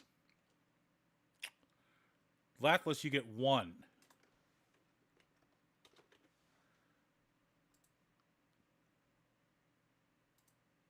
Tiamat, you get 5. Scion of the Ur-Dragon, you get 5. Even if you're not a combo deck, it's just straight, look how much more mana I get. Like I said, I'm not saying don't run monocolor dragons. I'm just saying if you have the choice between a monocolor and a multicolor, go with the multicolor.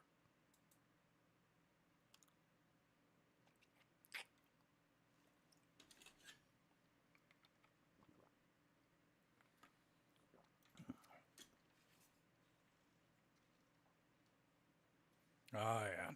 Takopi's original sin. All right, let's go ahead and add...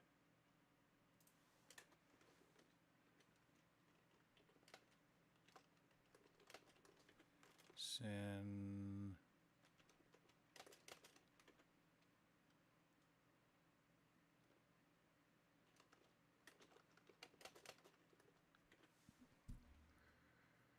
I was thinking about Yu Yu Hakusho.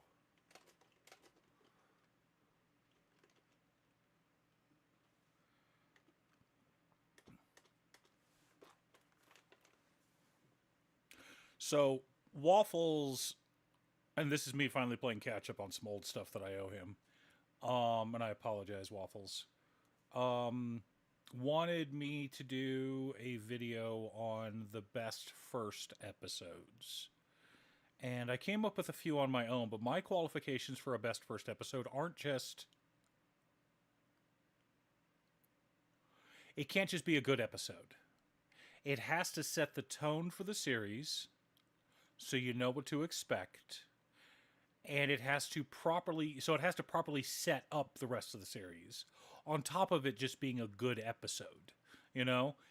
I don't mind twists in the first episode if it makes sense for the rest of the series. But at the same time, the rest of the series has to be better than the first episode. You can't just blow your load in the first episode and then kind of dribble along for the next, 20, 30 episodes. Looking at you, Death Note. I'm sorry if Death Note's one of your favorite animes. I hate Death Note because the first episode is the best episode and the rest of the series is not as good. Now people are like, oh, well, this plot's really good. This plot point's really good. Right, but is that whole episode good? Or is it just that 2-minute scene that's really good? You know?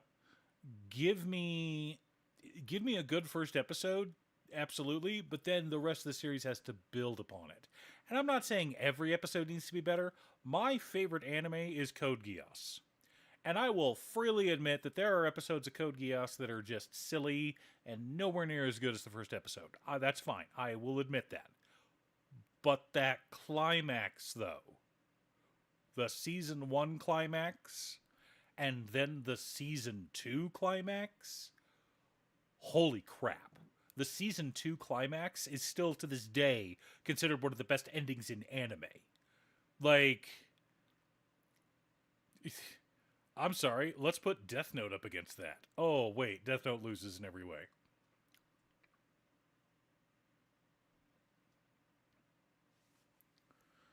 And I'll admit I didn't think of Oshinoko because I've seen the first episode, I've read the first volume of the manga.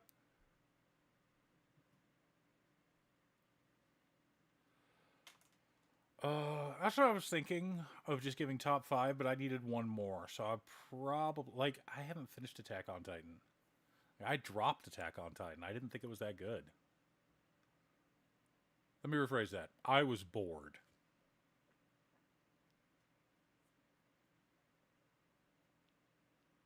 You got a name of Ronan Weeb and you're on the casual side of anime? Come on now. I'm going to give you grief over that, and I think that's fair.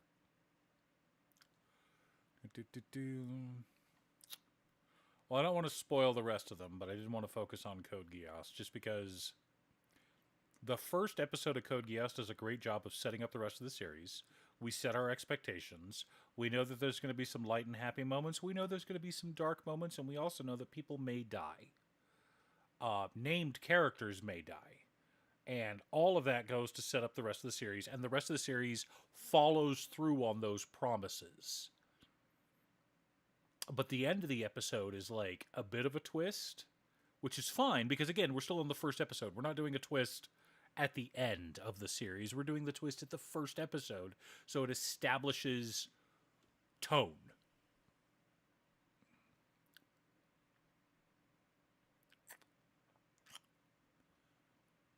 Yu-Gi-Oh! Episode 1 dub is still fire.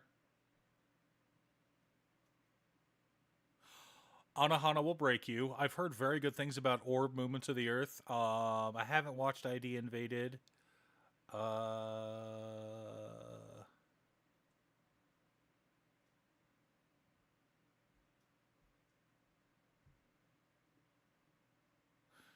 That's fair. That's fair. Future Diary, Code Geass. Code Geass is so good. I really need the last season of Full Metal Panic. The book, there's 12 books. They've adapted 9 of them. Give us the last season. You know? I just finished watching New Game, New Life, something or other.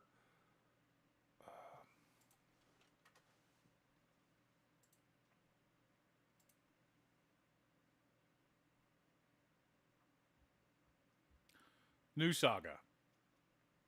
And holy crap, did that one end on a cliffhanger. So I may have to pick up the light novels. I went to go look for them on Bookwalker. Bookwalker doesn't have them. Steins Gate. I cannot give Steins Gate credit for having a good first episode. Steins Gate is very much a slow burn, and it's very much, trust me, you have to watch the first 5 episodes to get a feeling for this series. You know?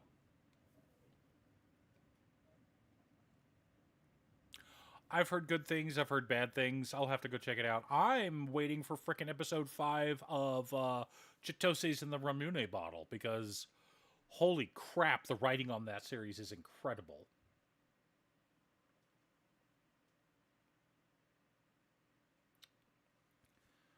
All right, let's get some...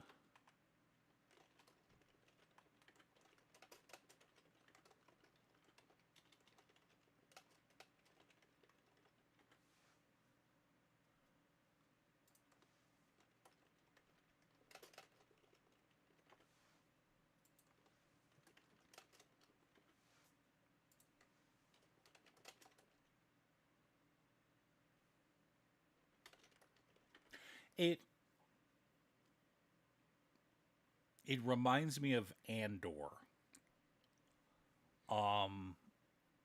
Well, okay, not storyline wise or anything like that, but setup.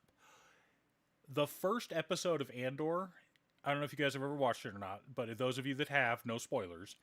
The first episode of Andor, I couldn't believe what I was watching. I felt like I just wasted an hour of my life. I thought it was that bad. But I'd heard everyone kept saying it's great, you should watch it. I'm like, all right, fine. So I'll watch the second episode of Andor. And the second episode of Andor,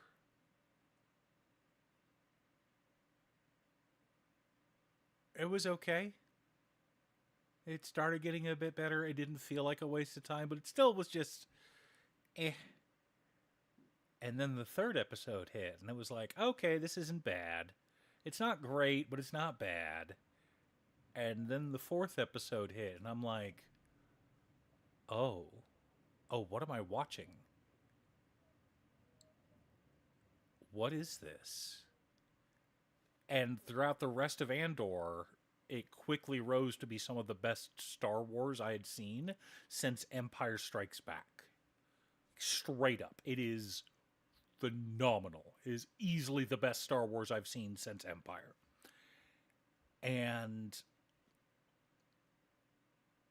But you have to get through those first 3 episodes to get to it. And Steins Gate is a lot like that, where at first it's just kind of this silly, goofy, weird thing going on, but then it explodes into something greater than the sum of its parts and becomes one of the greatest anime of all time.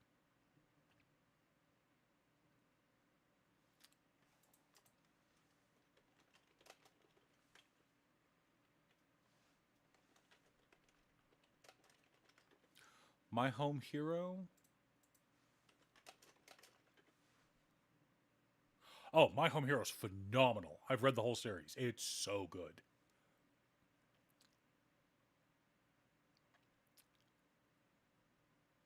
Terror Residence. Nope. Nope. I don't tend to watch horror anime. I try to avoid it. 91 Days Anime.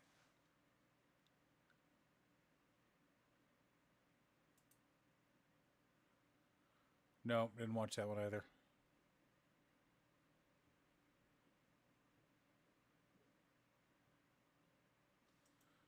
Terran Resonance? Really? Oh, that one. No, I haven't seen this one. I've heard it's good.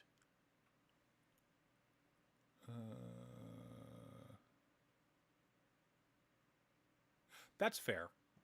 And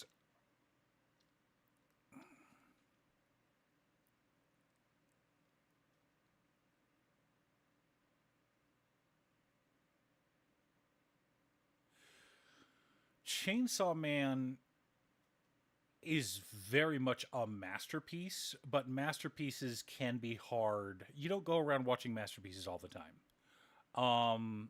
You have to be in the right mindset for it. You have to prepare yourself for what you're about to watch. It's like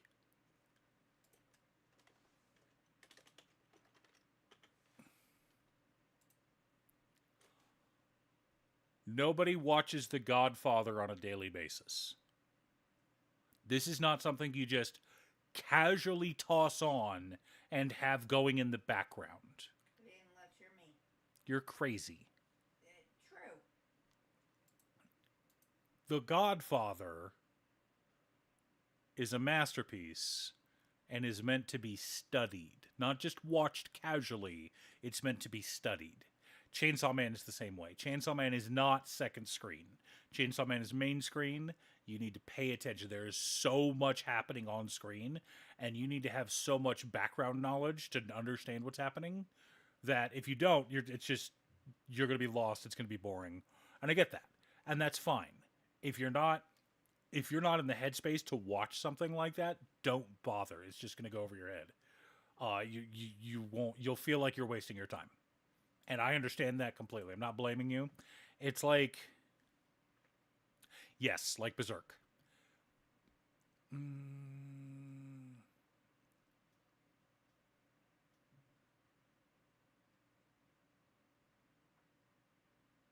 Yes, Berserk and Monster. Solo leveling, you can just have on in the background. Solo leveling is just...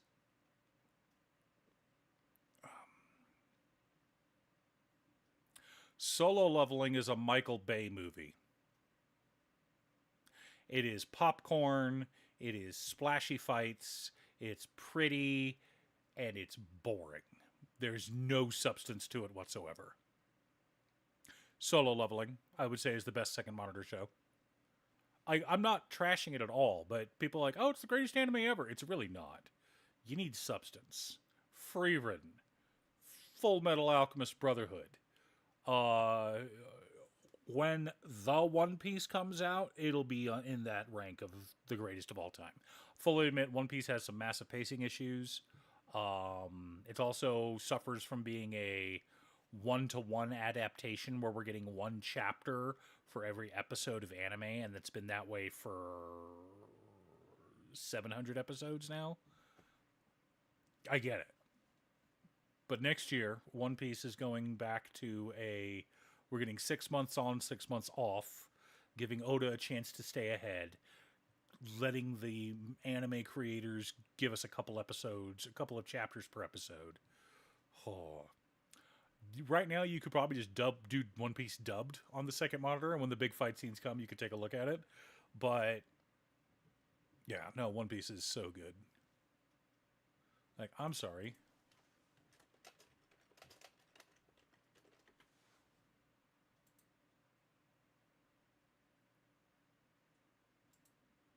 That.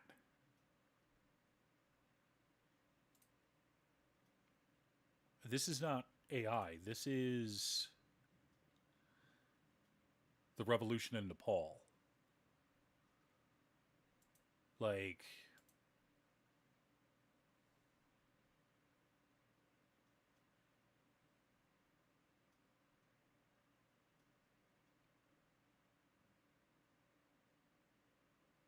yeah. Well, people wanted weekly anime, and My Hero came out and didn't. You know?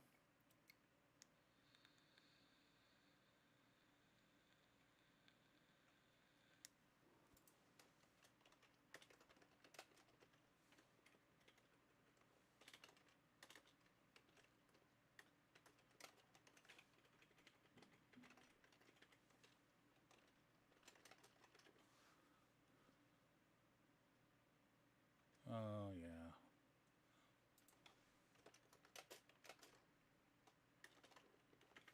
I still need to build.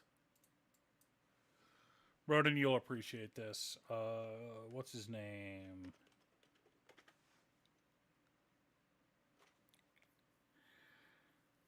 Okay, we're going to pay attention to his second line. Whenever a creature deals combat damage to one of your opponents, if that creature had to attack this combat. It doesn't say whenever a creature your opponents control. It says whenever a creature deals combat damage to one of your opponents, if that creature had to attack, you put a +1/+1 counter on Furcrag and you draw a card.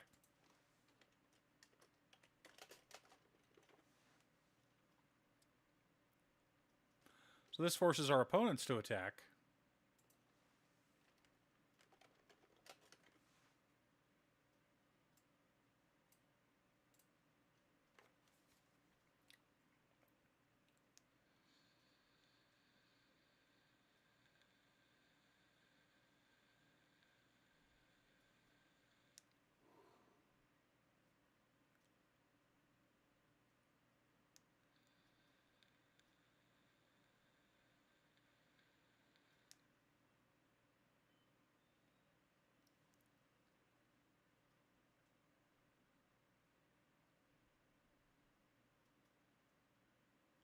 Well,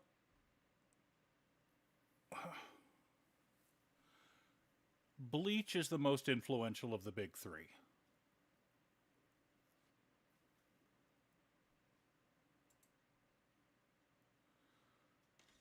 And kids today want to try to argue and oh, Dragon Ball. No, I actually had that conversation with an adult.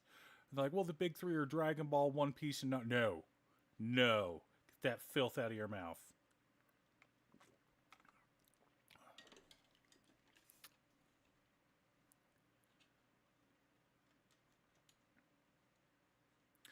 I'm also getting through pretty much anything dubbed. Like I'm watching like some old dubbed isekai. I watched Water Magician and Seventh Prince, and well, not old, but like this year, last year type isekai. And if it's dubbed, I can just have it on the second monitor and ignore everybody. Fairy Mastermind. Windborn Muse. Siren Storm Tamer. Quick story time. So during Standard, Settle the Wreckage was a big scary card. Exile all attacking creatures target player controls.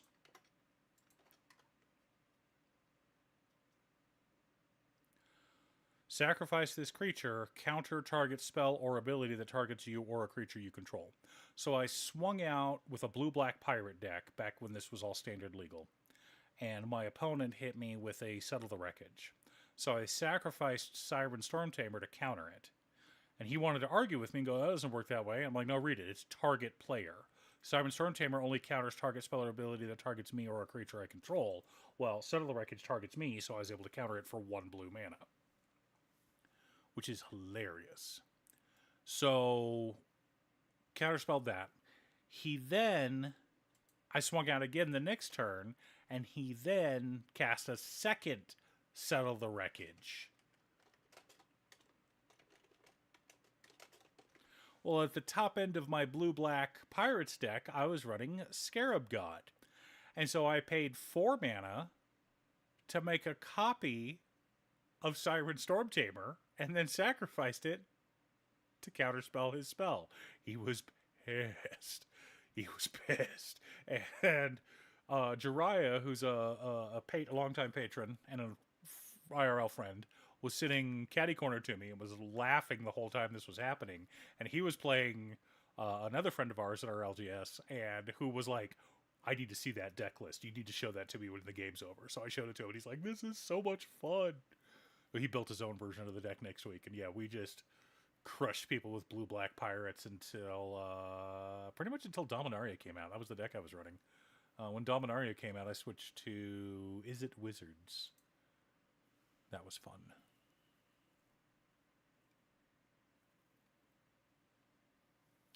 The problem is, anime guys, that Hollywood's going to see these anime movies, and they're going to try to make as many anime movies as possible. And they're not going to realize that it's not the anime that we like, it's the story.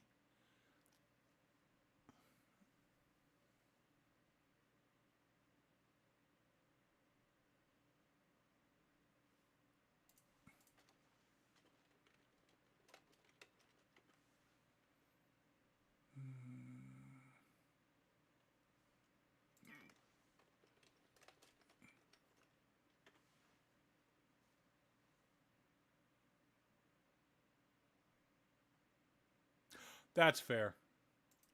That's fair. Well, there's a lot of new kids who they hear about Naruto because Naruto was popular here in the United States. And they hear about One Piece because One Piece is still going on. But Bleach isn't really discussed as much.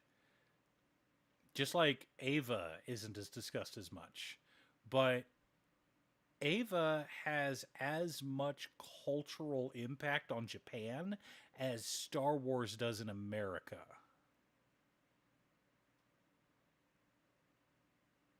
Oh yeah, no, I'm absolutely arrogant when it comes to anime. I'll freely admit that. It also, I was part of the crew that got beat up for what he liked in high school. That's the era I come from.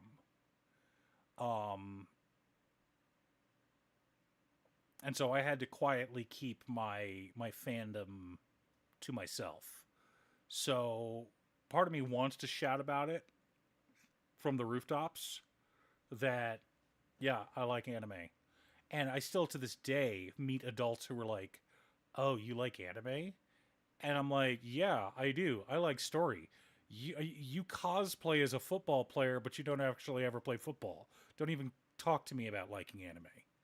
You know?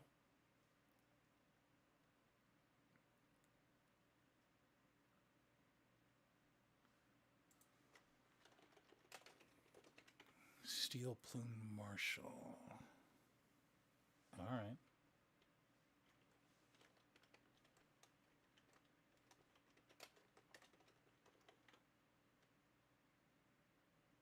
Oh, no, no, no, no, no. No, I am sorry that you have to hear that. Um,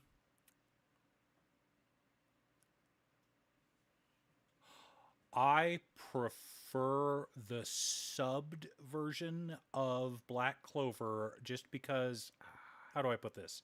It took the voice actor for the English Asta, it took him a bit to figure out the character. And for the first 30 or so episodes, he's awful. And then he finds his groove and he gets into character and the character that he's voicing fits, and then I would switch to dub after about episode 20 or 30, something like that. That is weird. That is weird. Then again, the anime I was watching probably shouldn't have been watching as a teenager because Ninja Scroll is not safe for 14-year-olds, but that didn't stop me.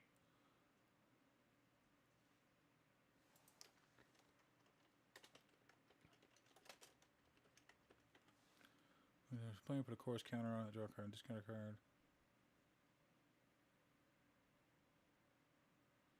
Eh.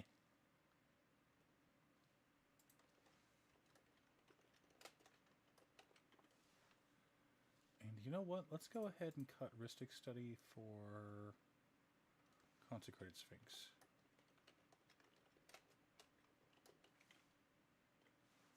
Yeah. Or were we? Here. Okay. Um,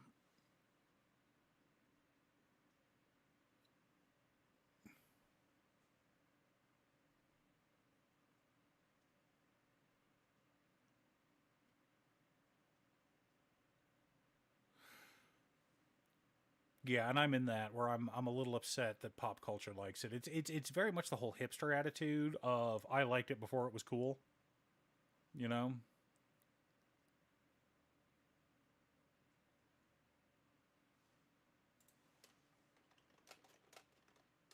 I don't think we even need High Fate Trickster. Why not?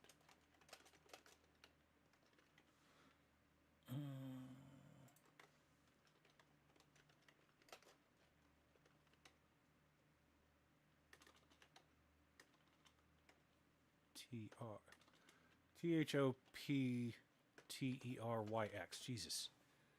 Uh, yeah, Vampire Hunter D. I don't know if I watched Basilisk. Did you watch Basilisk, honey? Did I watch what? Basilisk?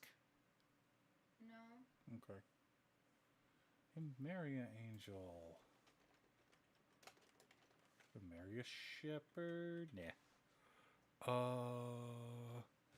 No, I watched Akira, Ninja Scroll, Wicked City Shinjuku, Demon City, Ghost in the Shell, Ninja Scroll, all of those between 94 and 95. Way too young for them, but I watched them anyway. I watched Record of Lotus War in 95, early 95. It was at a con in a back room.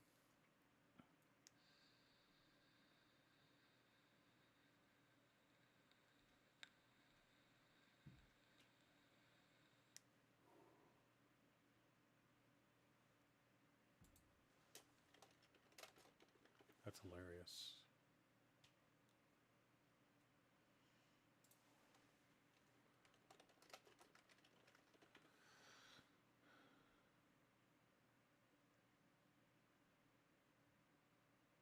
Yeah, Soul Eater. Okay, the problem with Soul Eater is it's got an anime original ending, so that was people's biggest complaint about it, is because they just gave it an anime original ending. Soul Eater by itself is delightful. Shaman King, I've heard good things about. I haven't watched it yet. I love Magi. I think Magi's delightful. It does kind of drag in places here and there, but I mean, you can say that about any of the big shonen series. Are you less stinky?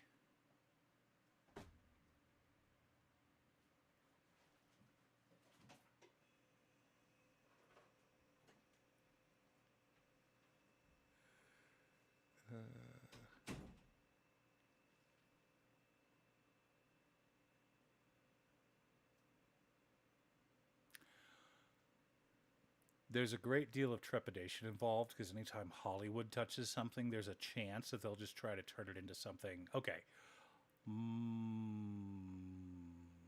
The CEO of Disney, who took over in 2019, is the reason Marvel became so. Bob Iger. No, it wasn't Iger. It was someone else. It was the guy before Iger, between Iger. Then it. But Iger was. 2019. It was 2019.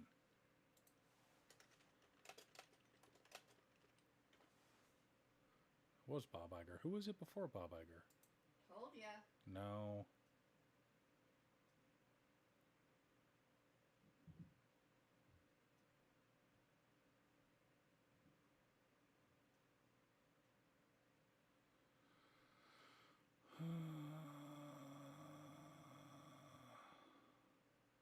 Executive chairman.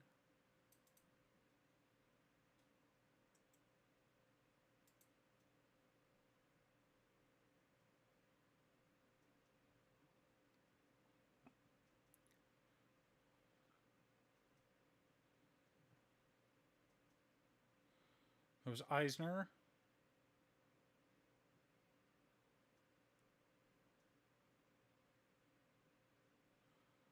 Iger. Chapek.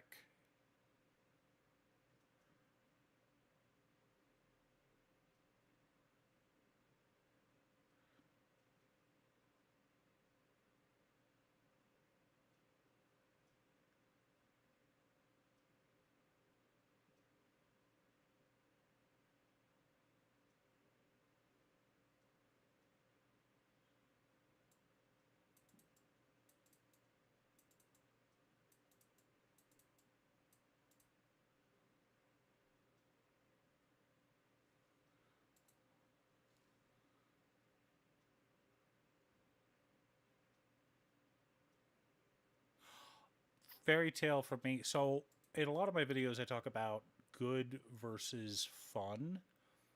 And Fairy Tale for me is the prime example of a bad anime that is fun. Fairy Tale is not for everyone. I'll freely admit that. I like Fairy Tale more than I like Naruto. I think Naruto takes itself a bit too seriously. I think Naruto's fans take themselves a bit too seriously. I just don't like it. That it had what, like 3 years of filler straight. Naruto is just eh. It's I'm grateful that Naruto. Going back to the original point, the reason that I'm scared of anime getting big, I am trepid about it. Let's take a look at the absolute best live action remake of an anime. The hands down best live action remake of an anime was Ghost in the Shell.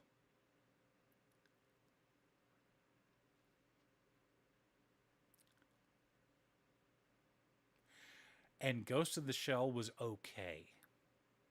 It was 5 out of 10. That's it.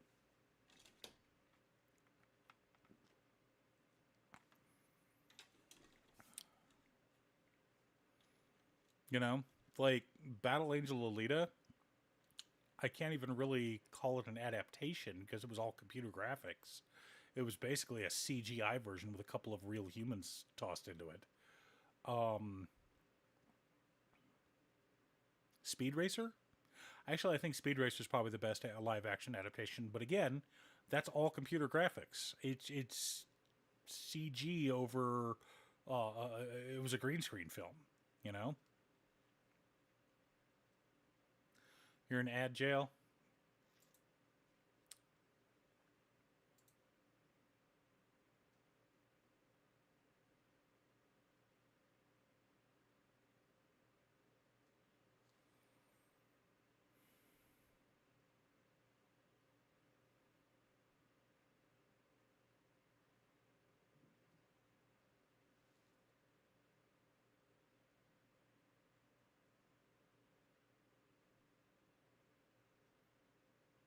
Okay, ad should be over. Let me know if you're back.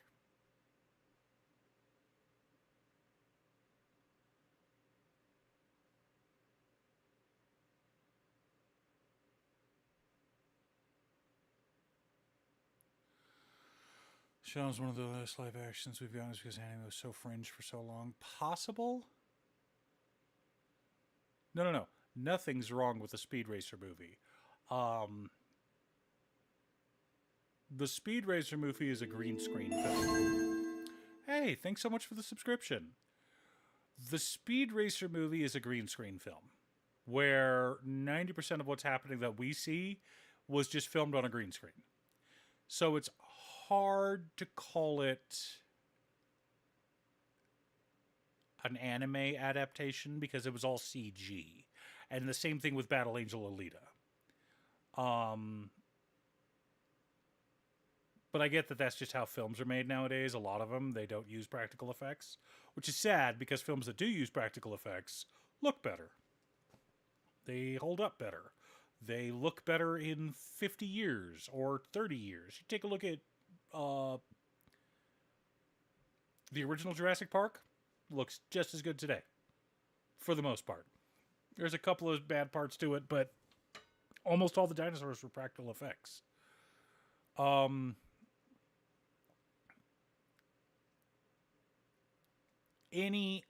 problem with Hollywood is the problem with any artistic thing that they're trying to make money off of, is it has to be at least a little commercialized, but not too commercialized.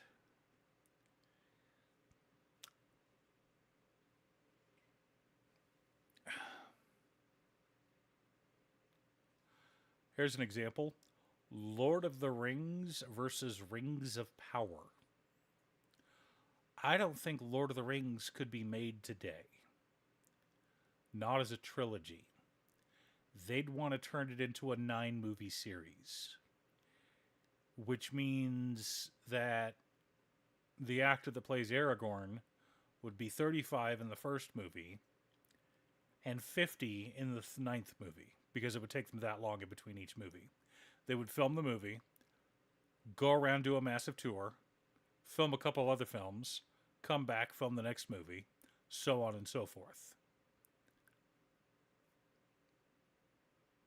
There's no way to film Lord of the Rings nowadays. Hollywood just wouldn't allow it. They didn't exactly want to allow it. They didn't want to allow it either.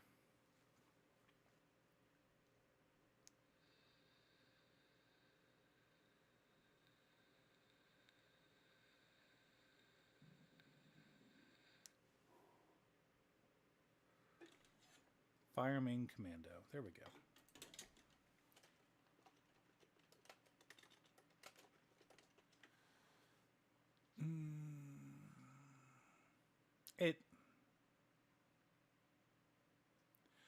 You have to have someone who's got the balance between loving anime and understanding Hollywood and understanding that adaptations are going to change some things, but shouldn't change the core.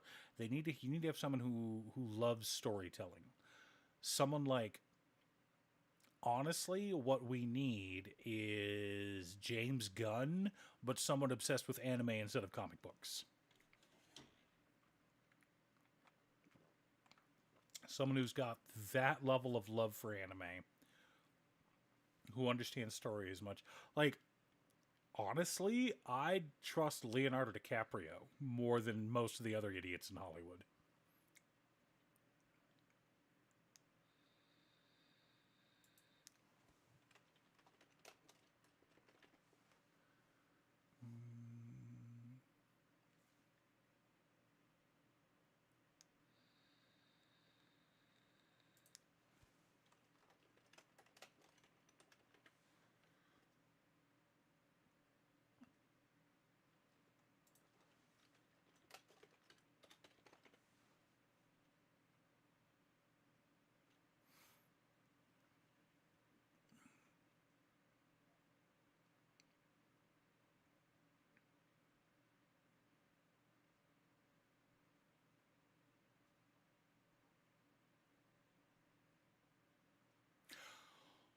Brandon Sanderson has the same opinion I did on The Wheel of Time, that it should have been an anime. It should have been, he wanted it to look like,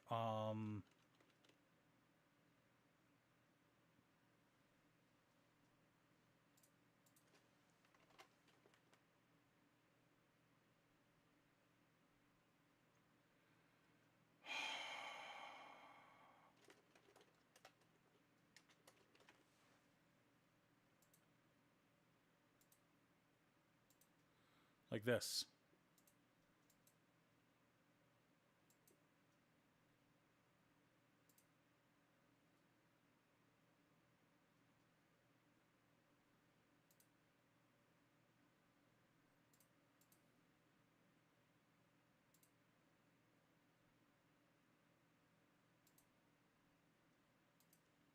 I am so grateful that the women behind K-pop Demon Hunters have said no to a live action adaptation.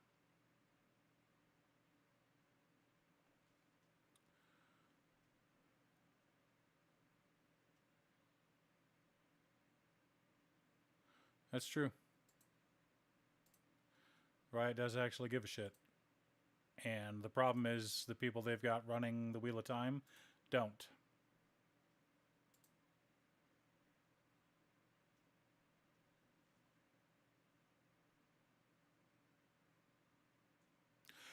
His books read like an anime.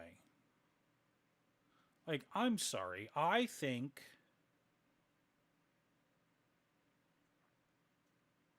Shardplate and Shardblades are, what's it called? Power Rangers. You know? High-tech Power Rangers is how I picture it in my brain.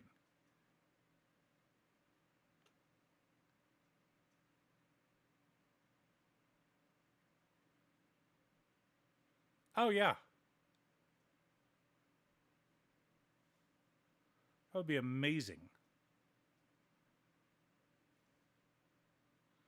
But yeah, Wheel of Time should have been an anime. And I get so much flack when I talk about that on the... what's it called? Because their idea of anime is like, you know, Naruto or One Piece or something a bit cartoony and whatnot. And I'm like, no, I'm talking like Berserk. Or Frieren. Or... even Frieren's a bit cartoony.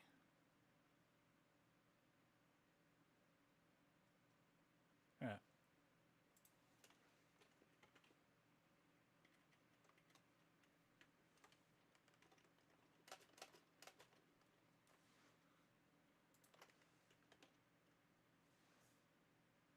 It is hyphenated, okay.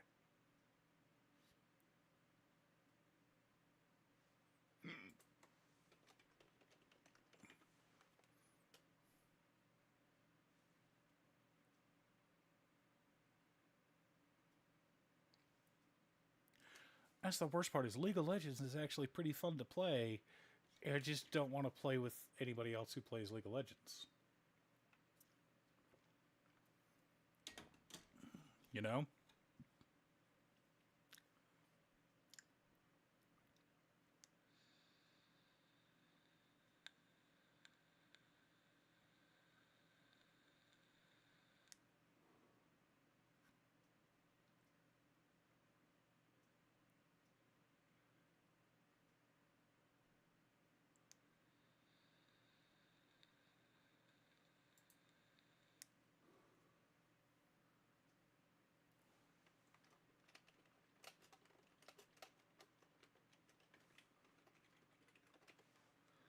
Alright. I think we're good. Let's get some...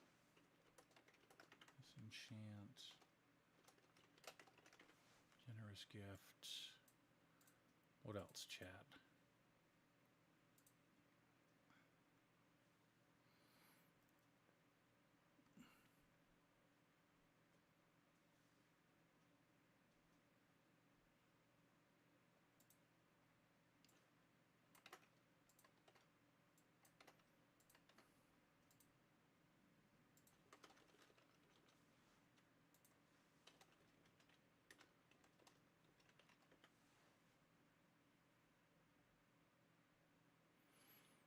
Agreed. I'll probably be focusing on, like, I might do a week of Teenage Mutant Ninja Turtles, like I did a week of Spider-Man. I think I did 2 weeks of Spider-Man, but I'm like, nope, going back to Final Fantasy.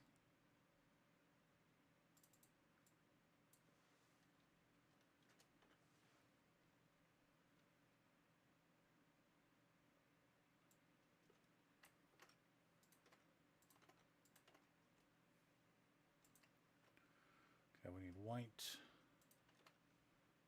and blue. I need white and blue.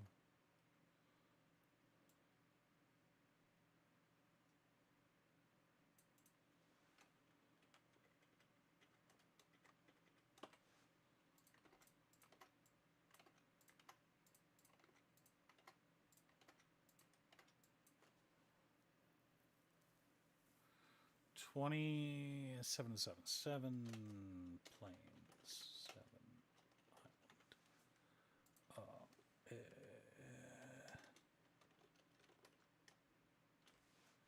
it's 'em.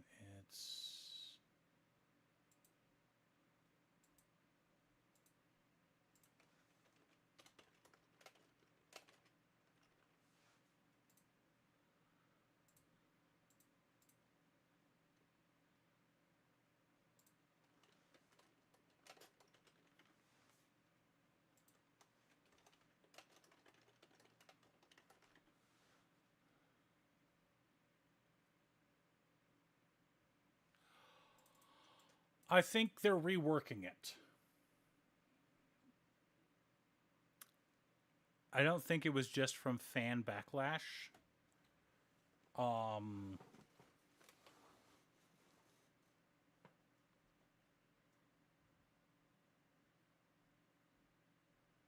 they haven't announced why. They just announced that it is. Um,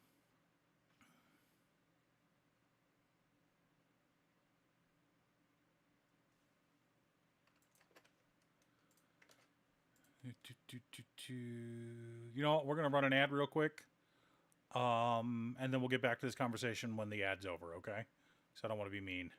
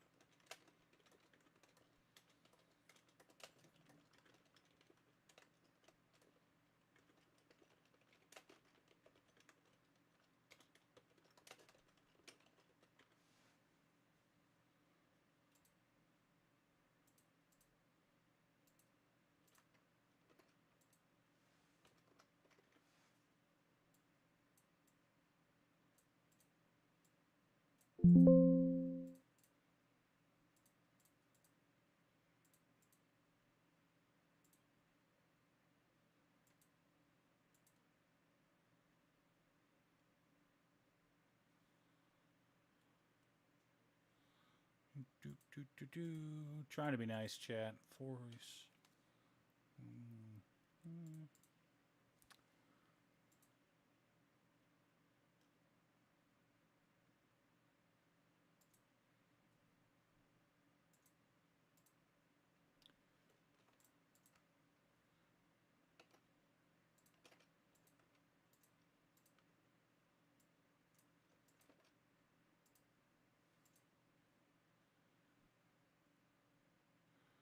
Okay, we're back. No, I haven't taken a look at Riftbound. My thoughts, I've heard multiple rumors for why it was canceled. I personally think that it was canceled because I heard that there was a typo on one of the cards, like they misspelled the monster name, and Capcom threw a tissy fit. And Capcom is much bigger and more powerful than WotC is, so WotC said yes, sir, and did it.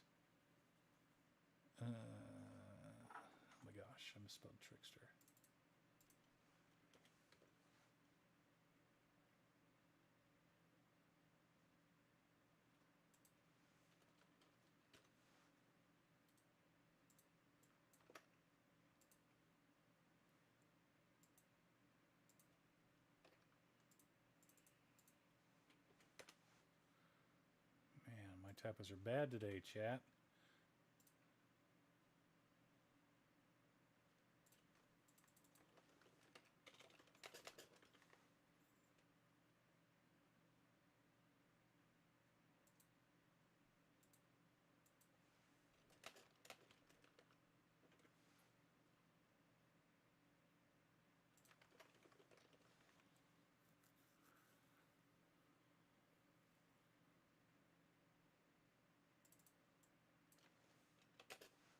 It's of.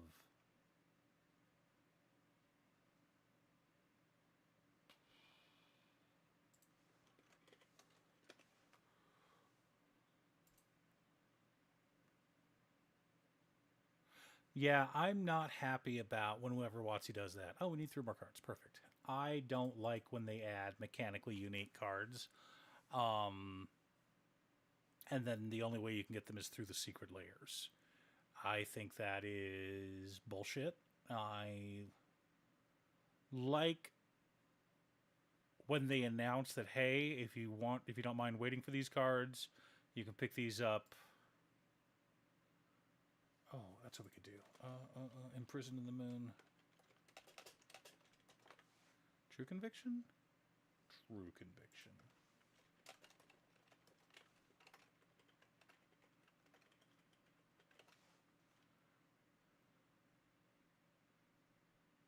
Reconnaissance mission.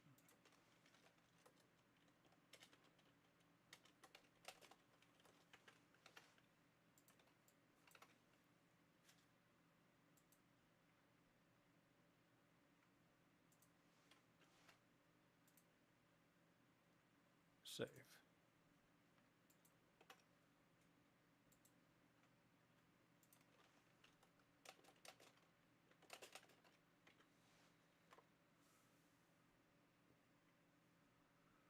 Oh.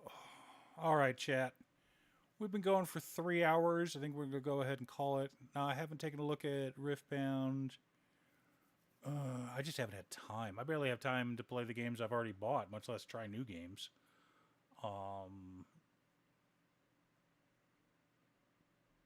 But yeah, hopefully I'll be back tomorrow, probably in the evening. It depends. I don't know yet, but I've got to get working on scripts for these deck lists that I just made. So you guys have yourselves a good evening, and we will see you all again soon. Probably tomorrow. It might not be till Thursday. So I don't know. I don't have a set schedule yet. Talk to you soon, and you guys have a good one.